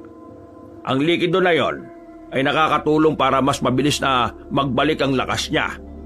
Sa loob lamang ng 5 araw babalik na ang lakas niya. Ano po? 5 araw? Ang tagal naman nun. Mas mabilis na yun kumpara nung kinulam niya yung mga aswang sa San Sinukob. 1 buwan siyang mahina. Muntikan pa siyang mamatay. Kailan naman magkakaroon ng malay si Lola? Kahit anong oras. Ngayon kasi umiepekto yung gamot kaya wala pa rin siyang malay. Lakas lang naman ang nawala sa kanya hindi ang ulirat. Kaya makakaasa kayong makakausap niyo pa rin naman siya. Kumalman na rin kami nang marinig namin yon. Napaupo na lamang kami sa paanan ni Lola. Napahawak ako sa sentido ko nang maramdaman ko ang kirot. Dahil sa stress, sumasakit na rin ang ulo ko. Hindi ko inakala na ang masaya lang sanang bakasyon namin mahahaluan pala ng takot at pangamba. Kinagabihan, tumambay kami sa garden habang hinihintay na makamalay si Lola. Hindi namin maiwasang hindi mapag-usapan ng mga bagay-bagay. Baka kaya rin natin naisipang magbakasyon dito dahil ito talaga yung kapalaran natin. Ang alin? Ang makain ng aswang? Buang. Ang matulungan si Lola. Paano tayo makakatulong hindi nga natin alam kung paano lalabanan yung mga aswang na yun. Basta hindi ako uuwi ng Maynila. Tutulungan ko si Lola. Isa pa, problema naman ang angkan natin to At tingin ko rin yung mga magulang natin, alam din naman yung bagay na ito. Kung gusto mo nang umuwi, Andrew, mauna ka na. Ikaw na lang ang bahalang magkwento sa kanila. Sa taulo ka ba? Bakit ako uuwi? Para nyo naman sinabi na wala akong pakialam kay Lola. Dito lang ako, no? Ang akin lang naman paano tayo makakatulong? Napasandal na lamang ako sa pader. Kahit ako rin, hindi rin naman alam ang gagawin. Nung gabing yun, wala namang kaming naramdamang mga aswang sa paligid ng mansyon. Hinala ni Mang Pimento, bumubuelo lang ang mga aswang. Hindi raw lalapit ang mga yon nang walang hinandang matinding plano. Kinaumagahan, nagkaroon na rin ng malay si Lola Marta. Nagtataka pa siya nang masilayan niya kami. Pero wala na rin naman siyang magagawa dahil wala rin naman talaga kaming balak na umalis. Ay nako, ang titigas talaga ng ulo ninyo. Oh, hindi mo kami mautusan na umalis ngayon, Lola. Hindi ka makatayo at bawal ka rin magsalita ng marami. Baliw talaga to si Andrew La, dito lang muna kami. Hanggang sa maging okay ka at hanggang sa maging okay ang lahat. Pero wala kayong ideya sa kayang gawin ng mga aswang. Anong magagawa niyo para labanan sila? Madaming paraan, La. Pwede naman kaming humawak ng baril Hindi kaya magpapaturo kami kay Mang Pimento. Di ba manunugi siya? Ito na nga bang kinatatakutan ko? Ang masangkot ang mga mahal ko sa buhay sa problema ko. La, hindi mo lang to problema. Problema ito ng buong angkan natin. Natigil ang usapan namin nang biglang dumating si Mang Pimento. Bakas ng pagkabahala ang ekspresyon ng kanyang mukha. Kaya naman, kinabahan din kami sa kung ano man ang sasabihin niya. Doña Marta, Sige na, sabihin mo. Iparinig mo na rin sa kanila. yung mga tao natin sa Maisan, inatake ng mga aswang kagabi. 2 patay. Sa sinabing yun ni Mang Pimento ay napatayo kami, Kabanong. Pero nagsimula na rin ako makaramdam ng matinding takot. Kahit na marami namang tauhan si Lola Marta, naroon pa rin ang pangambang baka mas lumamang ang mga aswang kaysa sa amin. Oras na para ihanda mga tao natin. Lahat ng tao sa mga negosyo natin, abisuan na wag na munang papasok hanggang sa susunod na linggo. Wala akong pakialam kung wala tayong kitain. Ang mahalaga rito ay walang mabiktima ang mga salot na aswang. Agad na kinausap ni Mang Pimento ang mga tauhan ni Lola. Pinakalat ang mga yun sa iba't ibang parte ng lugar. Mas marami ang nakapalibot sa mansyon. Pero hindi yun naging sapat para mawala ang kaba sa kalooban ko. Bandang 1:00 ng hapon, nasa loob lang kami ng mansyon. Nakikiramdam pero wala naman kaming namamataan na kainahinala sa labas. Nasaan si Mang Pimento? Hindi ko alam. Umalis kanina para abisuan yung ibang trabahador ni Lola eh. Hindi pa rin nakakabalik hanggang ngayon. Kaninang tanghali pa umalis yun ah. Baka mamaya may nangyari nang hindi maganda dun. Hanapin kaya natin. Ipahanap na lang natin sa mga tao ni Lola. Hindi tayo pwedeng basta na lang umalis, no? Oh, ay na pala si Mang Pimento eh. Buhay na buhay oh. Mang Pimento, ayos lang ba kayo? Bakit kayo natagalan? Ayos lang naman ako. Lahat na kasi ng trabador pinuntahan ko. Kasama ko naman yung 2 kong kakilala kaya walang nangyaring masama sa akin. Yung mga aswang, wala ba rito sa atin ngayon? Hindi pa sila lalabas ngayon. Hindi sila aatake sa oras na mas madali silang makikita. Ibig sabihin, gabi pa sila magpaparamdam? Kaya ngayon pa lang, siguraduhin na natin ang kaligtasan ni Doña Marta. Dali natin siya sa basement. Basement? May basement ng mansyon? Oo, meron. Pero matagal lang hindi nagagamit. Sabi kasi sa amin ng lolo nyo nung nabubuhay pa siya, gagamitin lang namin ang basement kapag naghasikulit ang mga aswang. Halikaya, tulungan niya ka. Dali-dali naming tinungo ang silid ni Lola Marta, Kabanong. Pumayag naman siya nang sabihin naming dadalhin namin siya sa basement. Sa loob mismo ng opisina ni Lola, meron dong sikretong pintuan na sa unang tingin ay hindi aakalain na may lagusan pala roon. Tinulak yun ni Mang Pimento. May pinindot lang siya sa gilid ng hagdanan sabay biglang lumiwanag. Kay tagal na rin mula nung huli ko itong napuntahan. Hindi ko inakala na magagamit ko ulit ang lugar na ito. Lola, sinong gumawa ng basement na ito? Ang mga lolo nyo na sa tuhod. Bago itinayo ang mansyon na ito, ang basement muna ang inatupag nila. Eh di nung ginawa tong basement, inukay pa nila yung bangkay ng mga nakalibing na aswang dito. Ganun na nga ang ginawa nila. Anong ginawa nila sa mga nahukay na kalansay? Sinunog at yung abo, ibinaon ulit sa lupa. Naalala ko noon, Doña Marta, yung kapatid kong si Raulo. Dinala rito ni Don Solomon kasi nagkaroon ng atraso sa mga aswang. Napakabait ni Don Solomon. Kung hindi nga lang sana siya nagpabaya sa kalusugan niya, baka kasama pa natin siyang lumalaban ngayon. Maya-maya pa, narating na rin namin ang isang malaking pintuan. Pagbukas namin dito, Kabanong, agad na pinindot ni Mang Pimento ang ilaw sa gilid. Nang magliwanag, nakita namin ang tila isang sala. Nakatakip pa ng telang puti ang mga upuan at lamesa. Mukha talaga itong bahay. Kailangan lang natin linisan ito. Maalikabok na rin kasi. Mang Pimento, Kaya niyo po bang buhatin si Lola? Kami na lang ang maglilinis dito para mas mabilis. Oo naman. Wala namang problema sa akin. Sige na. Kumilos na agad kaming tatlo.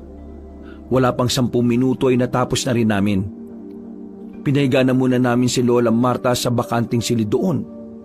Habang kami naman, nasa sala lang. Sige na. Akit na muna ako. Kakausapin ko yung mga tao natin. Iniwan na muna kami ni Mang Pimento. Si Lola naman ay hinayaan lang naming makapagpahinga. Habang nasa sala kami, tahimik lang kami. Pare-parehong malalim ang iniisip. Kung umawak na lang din tayo ng baril para may ambag naman tayo sa laban. Sa totoo lang, yan din ang naiisip ko eh. Walang mangyayari kung hindi natin susubukan. Basta, ang prioridad natin ay si Lola. Kailangan natin matalo ang mga aswang para tuluyan ng makalaya ang lola natin sa panganib. Marunong ako humawak ng baril. Pero hindi ako magaling ha. Nagpa-firing lesson ako dati nung nasa tondo ko eh. Wow! Firing lesson sa tundo. Nakipagbarila ka siguro talaga. Manahimik kang ambuang ka. Hindi nakakatulong yung mga sinasabi mo ha. Napabuntong hininga na lamang ako. Bagot na bagot ako nung sandaling yon. Pero kailangan naming manatili roon gaya ng sabi sa amin ni Mang Pimento. Mabilis na lumipas sa mga oras. Sumapit na rin ang kinagabihan. Hindi pa rin kami binabalikan ni Mang Pimento mula pa noong hapon. Lola, ayos lang po ba kayo dito? Oo, ayos lang naman ako. Si Mang Pimento, wala pa rin ba? Wala pa rin po, Lola eh. Pero, Natigilan ako sa sasabihin ko nang biglang makarinig kami ng maraming putok sa labas, Kabanong. Sinyalis na nagsisimula na ang kaguluhan. Wag kayong aakyat. Dito lang kayo. Hindi ko kakayanin kapag may nangyaring masama sa inyo. Pero La, paano mga tao natin sa taas? Si Mang Pimento. Nang tanggapin nila ang trabahong inalok ko, alam na nila ang pwedeng mangyari. Pero kailangan natin magtiwala sa kanila. Tingin ko tama si Lola Marta. Kung aakyat tayo, baka mapagabuhay natin. Kagaya nga ng sinabi natin kanina, prioridad natin si Lola at ang mga sarili natin. Pero kailangan pa rin natin maganda. Baka mamaya makarating sila rito. La, wala ba rito mga sandata? Lumabas kayo dito. Sa katabi nito ay may maliit na silid. Buksan nyo yon. Merong malaking baul doon. Sa loob noon ay ang iba't ibang uri ng mga patalim. Sinunod namin ang sinabi ni Lola. Pagbukas namin ng malaking baul, nakita namin ang malalaki at mahabang katana na dati nang ginagamit ni Lolo Solomon. Pumili kami ng magaganda at tingin naming madaling gamitin. Paglabas namin doon, saktong bumaba na si Mang Pimento. Oh, Mang Pimento, ano nangyayari? Bakit may nakalubog na sa pintuan dito? Hindi ko alam kung paano nila namoy na nandito tayo sa basement. Nakapasok na ng mansyon ng ibang aswang. Yung mga tao natin, unti-unti nang nalalagas. Kailangan na nating ilabas at ilayo dito si Doña Marta. Ano? Isa naman tayo dadaan. Huwag kayo mag-alala. Meron namang emergency exit ang basement na ito. Doña Marta, kailangan na nating lisanin ang lugar na ito. Natuntun nila ang basement natin. Nasa pintuan na sila. At anumang oras baka mabuksan na nila yon. Hindi na nakapagsalita si Lola Marta. Pero nababakas namin sa mukha niya ang labis na pangamba. Ako na muna ang bumuhat kay Lola Marta. Sinundan namin si Mang Pimento. Meron kaming dinaanan na iskinita. Madilim sa parting yon. Kaya kinailangan namin gamitin ang gasera na nakuha namin. Lola Marta, saan ba ang labas nito? Sa maisa natin, merong butas sa bandang dulo nun. Kapag nakarating na tayo ron, kailangan natin mag-ingat. Yung maisa ng isa sa mga inatake ng mga aswang kagabi. Habang tinatahak namin ang daan, biglang nagsalita si Lola Marta. Bagay na nakakurot ng damdamin ko. Iwan niyo na lang kaya ako para makatakas na kayo. Matanda na ako. Wala na rin naman ako. Tingin ko naman mas mahalaga na ang buhay ninyo kaysa sa akin. Ayaw ko maging pabigat ako sa inyo. Ang sabi ko pa naman, ako ang poprotekta sa inyo. Pero ako pa itong inaalalayan nyo ngayon. Hindi ka pabigat, La. Hindi ka dapat nag-iisip ng ganyan. Ikaw ang dahilan kung bakit kami nakatindig ngayon. Ikaw ang dahilan kung bakit may lakas kami ng loob. Gagawin namin ang lahat ng makakaya namin para lang mailigtas ka, Lola. Kayang-kaya ka talaga ng papa mo. Matigas ang ulo pero mapagmahal sa pamilya. Maraming salamat sa inyo mga apo ko. Pasensya na kayo at nadadamay kayo sa problemang dapat ay matagal nang tapos. Huwag po kayo humingi ng pasensya, La. Apo niyo po kami. Kaya kahit na ano mangyari, hindi po namin kayo pwedeng pabayaan. Kahit na papaano ay gumaan na rin ang pakiramdam ni Lola nang sabihin ko ang mga yon. Pero maya-maya pa, narating na rin namin ang dulo ng lagusan. Ang kagaanan ng loob namin ay napalitan na naman ng kaba. Marahang binuksan ni Mang Pimento ang lagusan. Nauna siyang sumilip sa labas. Sumenya siya sa amin kaya sumunod na rin kami sa kanya. Sobrang tahimik na ng maisan. Pero ang katahimikan na yon ay tila nagdadala sa amin ng pagkailang. Parang pakiramdam namin kabanong sa sobrang tahimik ay may nakamasid. Sa kanan! Nagulat kaming lahat nang bigla na lamang sumigaw si Mang Pimento. Yung pala, merong aswang na nakabang doon. Bigla yung dumamba sa amin. Pero nakaharang agad si Andrew. Tinaga niya ang aswang. Tinamaan niya yun sa kamay. Buti na lang may dala kaming gasera kaya kahit na papaano nakikita namin ang paglapit nila. Dito! Meron din! Nakita namin ang isang aswang na bigla na lamang gumapang papalapit.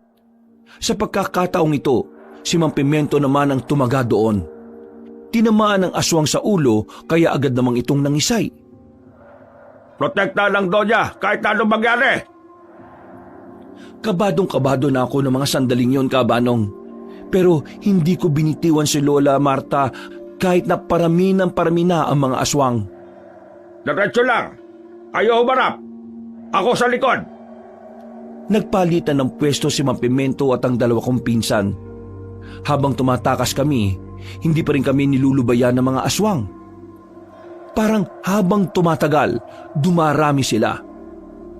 Huwag kayo matakot! Pangkaraniwang aswang lang ang mga ito. Hindi nila tayo kilala. Kaya kalmahan nyo lang. Focus lang na maigi. Sa sinabing yon ni Mang Pimento, kahit na papaano ay lumakas ang loob ko. Hindi ko na nararamdaman ang pagod at ngalay. Bininisan ko pa lalo ang pagtakbo. Mga ilang sandali lang, nagawa naming lagpasan ng mga aswang. Nailigaw sila ni Mang Pimento. Kaming apat naman, Kabanong, nagtago kami sa likuran ng punong balete. Mga ilang sandali lang din ay nakabalik na rin si Mang Pimento sa amin. Ibang landas na ang pinuntahan nila. Pero kailangan na muna natin magpahinga rito. Hintayin na lang natin silang tuluyang makalis sa gubat na ito. Hindi nila kasama si Pancho. Ibig sabihin nasa mansyon pa rin siya. Wala si Pancho sa mansyon. Hindi namin siya nakita kanina, Doña Marta. Kung ganon, doble alerto. Traidor kung lumaban ang isang yon. Saan ang daan natin ito? Kakaliwa na tayo. Sa diretso nito, dalampasigan na. May mga bangkaron. Sana may maabutan pa tayo. Huminga ako ng malalim. Sa mga sandaling ito, Kabanong, saka ko lang naramdaman ng pagod. Pero pinipilit ko na lamang maging matapang. Ayaw kong magpakita ng kahinaan kay Lola Marta. Felipe, napapagod ka na ba? Hindi naman po. Kayang-kaya ko pa naman po, Lola. Matapang kayo. Pinahanga nyo kami ni Mang Pimento. Noong araw, yung mga baguhang manunugis, yung mga binata, nakapag-insayo na't lahat-lahat, mga duwag pa rin. Pero kakaiba kayo. Ang tatapang ninyo. Parang matagal na kayo sa ganitong sitwasyon. Totoo ang sinasabi ng lola ninyo. Hindi niya ugaling mambola. Matapos namin makapagpahinga, nagmamadali na rin kaming makaalis sa lugar na yon. Tinumbok pa namin ang daan hanggang sa narinig na nga namin ang dalampasigan. Malapit na tayo. Bilisan na lang natin. Pero bago kami makarating doon, Kabanong, bigla na lamang naming narinig ang mga hiyawan ng mga aswang. Umarangkada na naman ang kaba sa dibdib ko. Pero hindi kami tumigil sa pagtakbo. Nang makarating na kami sa dalampasigan, saktong merong bangkero na kagagaling lang sa paglalayag. Agad namin siyang kinausap. Pumayag siya. Ang kaso nga lang, maliit ang bangka. Mga 3 lang ang kakayanin. At hindi rin pwede ang malalaking tao dahil baka lumubog. Nagkataon pa na matatangkad kami. Si Henry pa, mas kuladong katawan.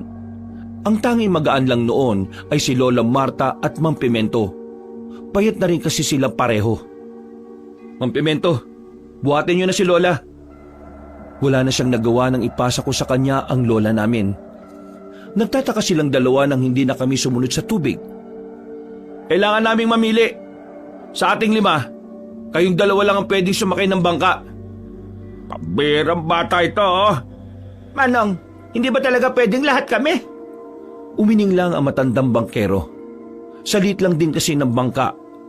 Malabong kakasya kami roon. Kaya kahit na masakit para kay Lola, pinilit kong ipaliwanag sa kanya na mas kailangan niya makaligtas. Kesa naman lahat kami ay mamamatay. Magiging ayos lang kami, La. Magkikita ba tayo ulit? Sige na, Mang Pimento. Sakay na sa bangka. Wala na tayong oras. Kailangan niya na makaalis. Kaya na namin to, Lola. Diyos ko naman. Patawad mga apo. Nalagay kayo sa ganito.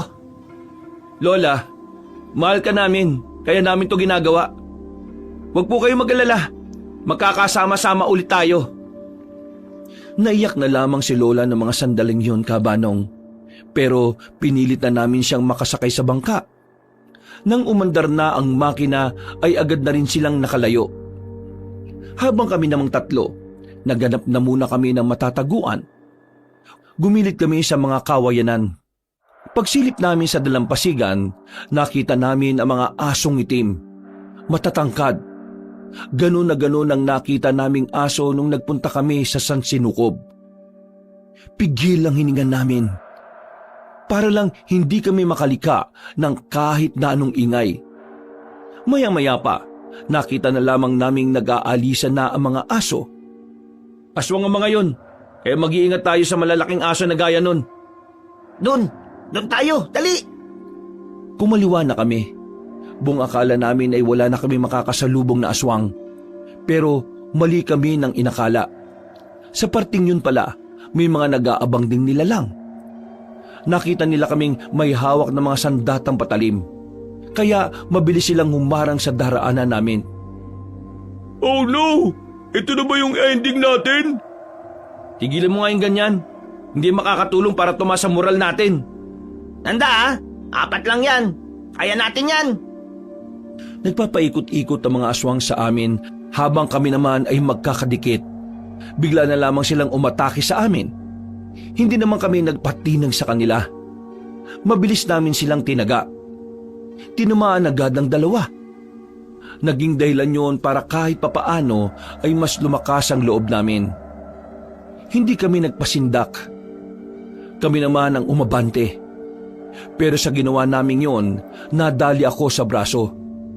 Mabuti na lang ay hindi siya ganun kalalim. Pero ramdam na ramdam ko pa rin ang sakit. Ayos lang ako. Tuloy lang. Walang mawawala sa focus, ha? 2 na lang naman to, 3 pa tayo. Mga pre, ako uuna. Kapag napukaw kong atensyon nilang 2, saka nyo atakihin. Sasalisi lang tayo. Sige, magandang ideya nga yan. Sandali kaming nakipagpakiramdaman sa mga aswang na yon, Kabanong. Nang mapalibutan na naming 3, naunang umabante si Andrew. Nang mawala sa focus ang 2 natitirang aswang, hindi na kami nagsayang ng pagkakataon ni Henry. Agad kaming lumapit at nataga na namin yon sa ulo. Agad na bumulagta ang 2 aswang. Bago namin iwan ang bangkay ng mga yon, hinugasan pa namin ang mga katana namin sa tubig. Kaunting lakad lang, may mga narating kaming kabahayan. Pero kahit na anong sigaw namin, wala ni isa sa mga yon ang nagbubukas. Tila ba alam na mga yon ang tungkol din sa mga aswang? Kaya naman hindi na kami umasa pang may makakatulong sa amin noon. Naganap na lang muna kami ng mapaglilipasan ng gabi. Nag-aabang kasi kami ng bangkero na maaaring mapakiusapan. Nasa likuran kami ng mga nakatambak na buko. Wala na kaming pakialam kahit na malamok. Sana naman, wala nang aswang na makakita sa atin dito, no? Isang malalim na paghinga na lamang ang nagawa ko, Kabanong. Pinagdasal ko na lang sana walang mangyaring masama sa amin habang naroroon kami. Maya-maya pa ay namayanin na rin ang katahimikan sa amin. Unti-unti na kaming nakakaramdam ng antok. At hindi na nga namin namalayan, nakatulog na pala kami. Nagising na lamang kami dahil sa mga ingay na naririnig namin. Umaga na pala. Gising na ang lahat ng taong naroroon. Napabangon kami kaagad. Nakahinga ako ng maluwag nang makitang wala namang nangyari sa dalawa kong kasama. Umaga na, tara na. Baka may bangkero na sa dalampasigan. Hindi na kami nag-atubili pa. Dali-dali na kaming tumakbo patungo roon. Hindi na namin pinansin ang mga taong nakatingin at nagtataka sa amin. Pagdating namin sa dalampasigan, agad naming nilapitan ng matandang lalaki at binatilyo. May kalakihan ng bangkang gamit nila. Kaya naman pinili talaga namin sila na pasakayin kami. Naawa naman sila. Kaya sa huli ay pumayag na rin sila. Maraming salamat po Hulog po kayo ng langit sa amin. Ngumiti lang ang matandang lalaki at hindi man lang yun nagsalita. Ang binatilyo naman, seryoso lang na nakatingin sa amin. Mula nang sumakay kami sa bangka, hindi nawawala ang tingin niya sa aming magpipinsan. Nakakailang, pero hindi ko na lang din pinapansin. Makalipas lang ang halos kalahating oras, nagtaka kaming tatlo kung bakit umahon kami sa isa pang dalampasigan. Kumpara sa pinanggalingan namin, itong inahunan namin ay medyo kakaiba ang lugar na yon. Meron kasi mga nakatusok na mga kawayan sa lupa na hindi naman namin alam kung para saan. Manong, bakit po tayo nandito? Hindi po yata ito yung dapat natin puntahan. Wala pa rin kaming matanggap na salita mula sa matanda. Ang binatilyo naman, tutok pa rin ang mga mata sa amin. Pagbaba namin ng bangka, doon na nila kami nginitian ng kakaiba. Nakaramdam na kami ng kaba. Natayak lang namin kung anong nangyayari nang magpakita na sila ng senyales. Nagbago ang kulay ng kanilang mga mata. Bigla ring may mga umumbok na ugat sa mukha nila. Mga aswang ang mga lintik! Lumalabas din pala sila sa umaga? Hinanda agad namin ang daladala naming sandata, Kabanong. Pero nanlaki ang mga mata namin nang makitang may iba pang aswang na dumating. Naroon din na matandang tinatawag nilang Lolo Pancho. Ha! Tingnan mo nga naman ang buhay. Kung kailan hindi ko kayo hinahanap, ngayon ko pa kayo nakita. Dito ba talaga kayo napadpad? Sa lugar kung saan ito ang bago kong binubuong tahanan para sa mga aswang. Mga aswang ang narito? Mga aswang nga. Pero hindi nyo yun nahalata kasi ano nga naman ang alam ng mga binatang taga Manila? Kaya pala, nung nasa pamilyan pa lang tayo, hindi na ako komportable sa mukha mo eh. Aswang ka pala. Ang totoo dyan, hindi pa sana kami gagawa ng paraan para gumati kay Doña Marta. Ang kaso nga lang, ikaw na lalaki ka, binigyan mo ko ng panibagong dahilan.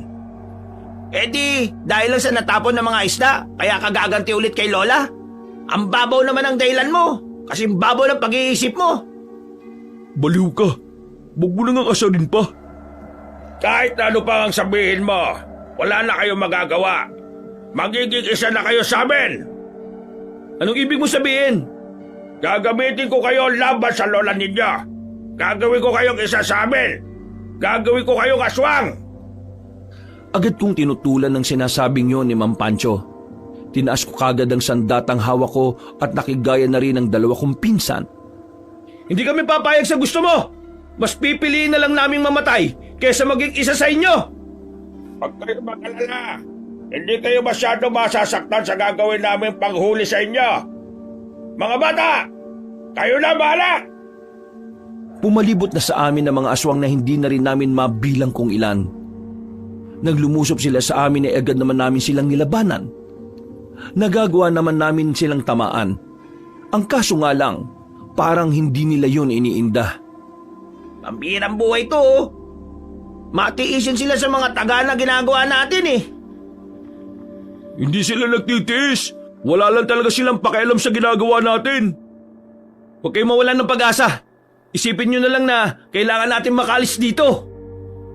Sa sunod na pag-atake sa amin ng mga aswang, bigla akong napahiga. Umibabaw sa akin ang isang aswang at tinutok sa leg ko ang mahaba at matalim niyang kuko. Tatagiin ko pa sana siya, pero tinapakan naman ng isang aswang ang kamay ko. Subukan niyong gumalaw dalawa. Papaslangin ng mga bata ko kasama niya. Walang nagawa si Andrew at Henry. Kesa mapahamak ako, binitiwan na lamang nila ang kanilang sandata. Dahil dito, tuluyan na nga nila kaming nahuli. Marahas nila kaming kinaladkad. Dinala nila kami sa isang malaking bahay. Para itong lumang warehouse. Marami kasing nakatambak na mga sirang bangka sa harapan. Itinali kami sa bakal na haligi. Nawiwindang kami sa mga nakikita namin. Dahil halos lahat ng naroon, puro aswang. Kahit nga nakaanyong tao sila, amoy na amoy namin ang pagiging malansa nila. Dito na ba tayo mamamatay? Mas mamamatay ako sa gutom. Di pa tayo kumakain ng matino mula kahapon eh. Huwag kayong mawawalan ng pag-asa. Mabilis na lumipas sa mga oras. Sumapit na rin ang kinagabihan. Naririnig na namin ng mga aswang na nag-iingay. Hindi namin alam kung anong ibig sabihin ng mga sinisigaw nila.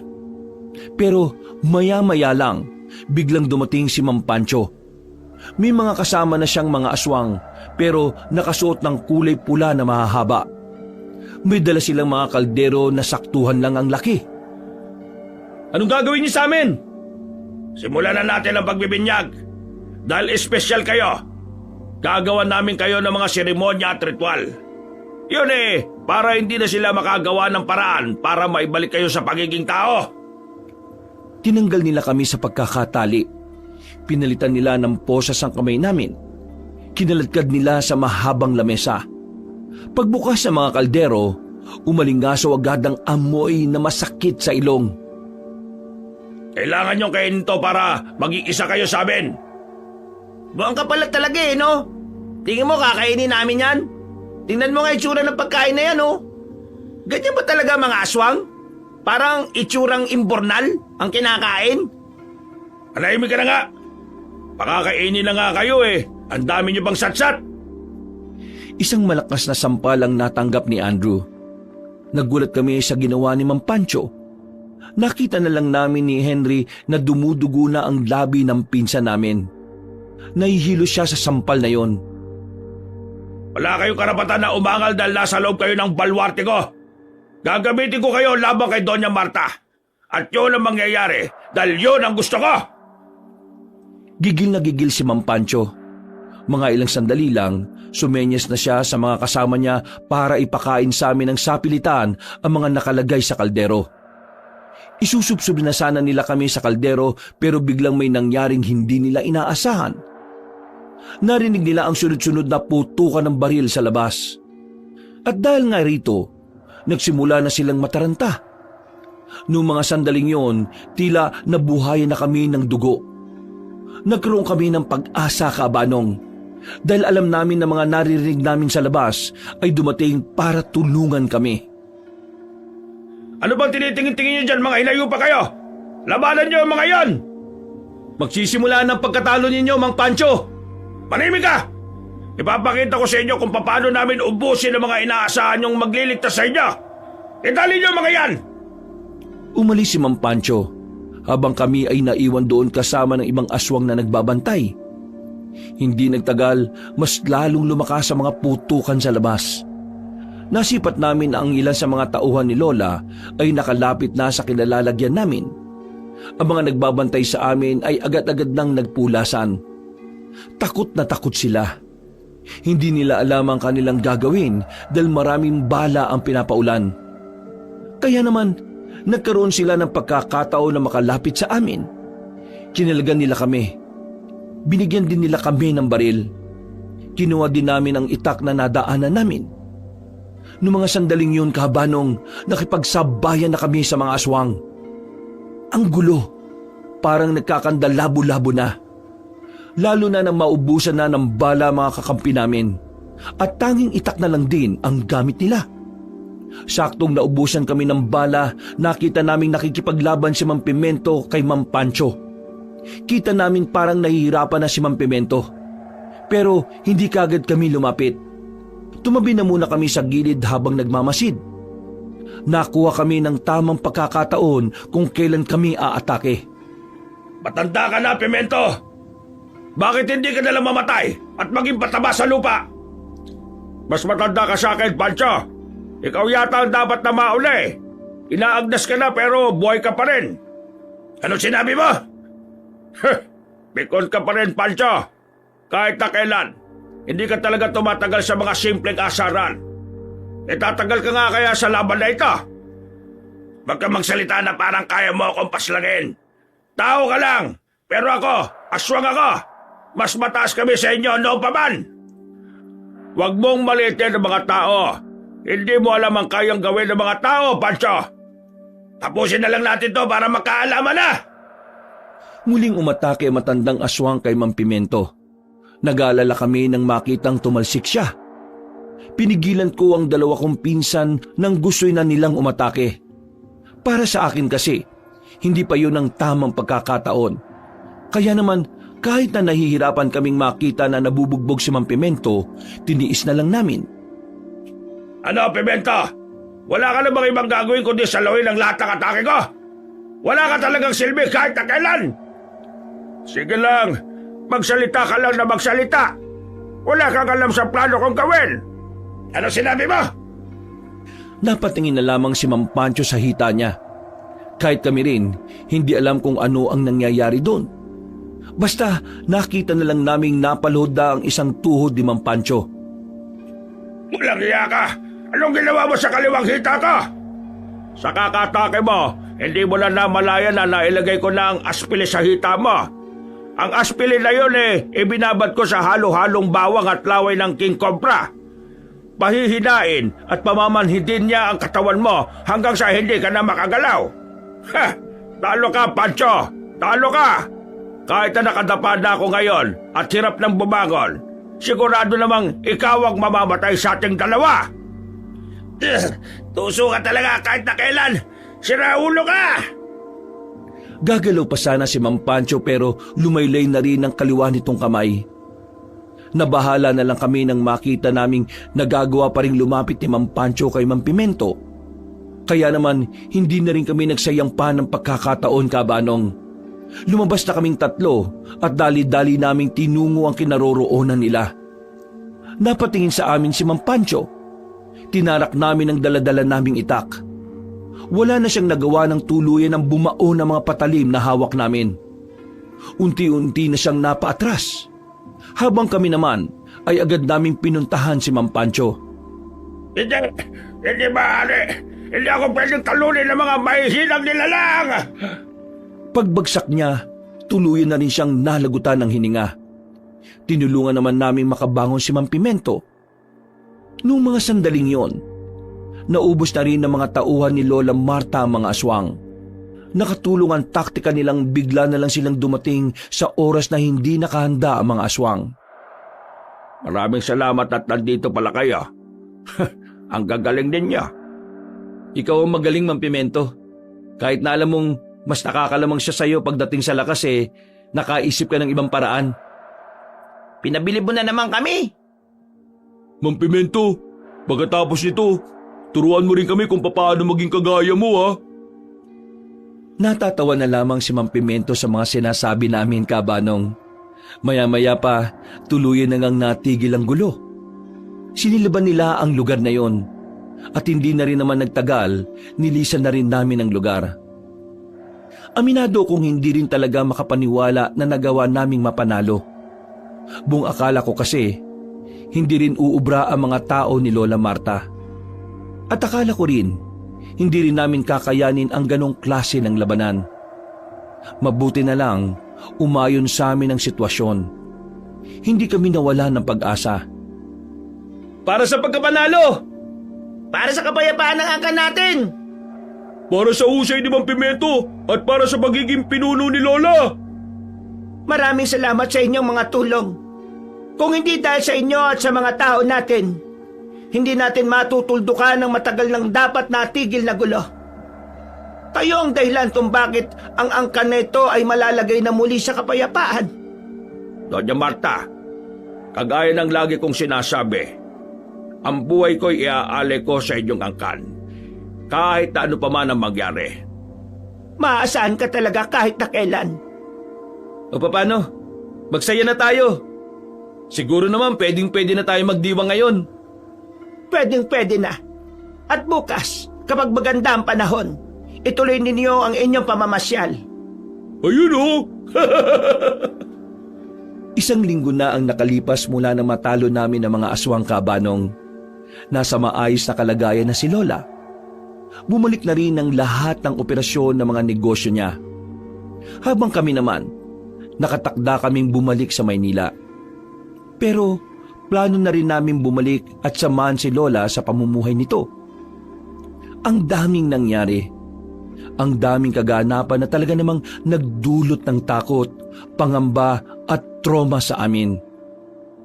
Pero ang lahat ng iyon ay nagsilbing aral at basihan para mas lalo pa kaming maging matatag sa kahit na anumang hamon ng buhay. Lahat ng salita ni Lola Marta palagi naming inaalala at lahat ng itinuro sa amin ng mga karanasan, pangit man o hindi, lagi naming daladala. Mananatiling aral ang tila impyernong panaginip na dulot ng mga aswang.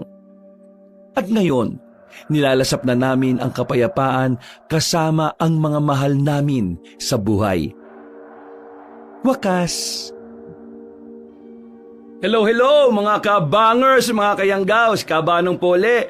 And this time tayo po ay magsha-shoutout. Siyempre ito maganda. Meron kasi tayong ang membership ngayon dito sa ating channel. At meron na po tayo mga members, mga special members na mga bangkilan ang kanilang nasa lihang level. So sila po ay magkakaroon ng special shoutout in every video po na gagawin natin. So hindi po sila mawawala. Every time na may video tayo, isa-shoutout po natin. Kaya kayo po, kung gusto nyo pong laging nasa shoutout at makatulong na rin po at makasuporta po sa channel natin, ay kung maaari lang po ay tayo ay magpa-member na rin po. Di ba? Member po tayo ng mga kwento ni Kabanong YouTube channel. So, unang-una po na naging member po natin dito, walang iba kundi si Lance MBB. Yan po ang kanyang pangalan. So shoutout po Lance MBB at syempre kay Mayan Zuvela. Yan, Mayan Zuvela. Hello, shoutout po sa iyo. And kay Christopher Kalima. Yan, shoutout po kay Christopher Kalima at kay Almira Alodo. Hello po, special shoutout po sa ating mga member! Yahoo! Yan, okay, so sana nga po yung mga iba po dyan na gusto na lagi na siya shoutout ay mag-member na rin po kayo sa atin. And sooner or later, magkakaroon rin po tayo ng membership na level na bukod sa special shoutout palagi sa ating mga videos, ay magkakaroon din po sila ng t-shirt na kasama. O, di ba? So, kaya kung ako sa inyo ay sumali na kayo, member na po tayo sa ating mga kwento ni Kabanong YouTube channel. At sa mga nagtatanong kung paano maging member, so dun po sa ating video, sa ilalim po, sa katabi po ng pangalan ng YouTube channel natin, yung mga kwento ni Kabanong, meron po dun join button. So yung join button na yung pindutin nyo lang po yun at dun nyo na pa makikita yung may fill-upan kayo dun para maging member po kayo ng mga kwento ni Kabanong YouTube channel. So pindutin nyo lang po yun, alright? At syempre sa yung mga nagko-comment rin po ay bibigyan po natin kayo, isa-shoutout po natin kayo randomly, so mamimili po tayo ng mga isa-shoutout po natin. So simulan na po natin.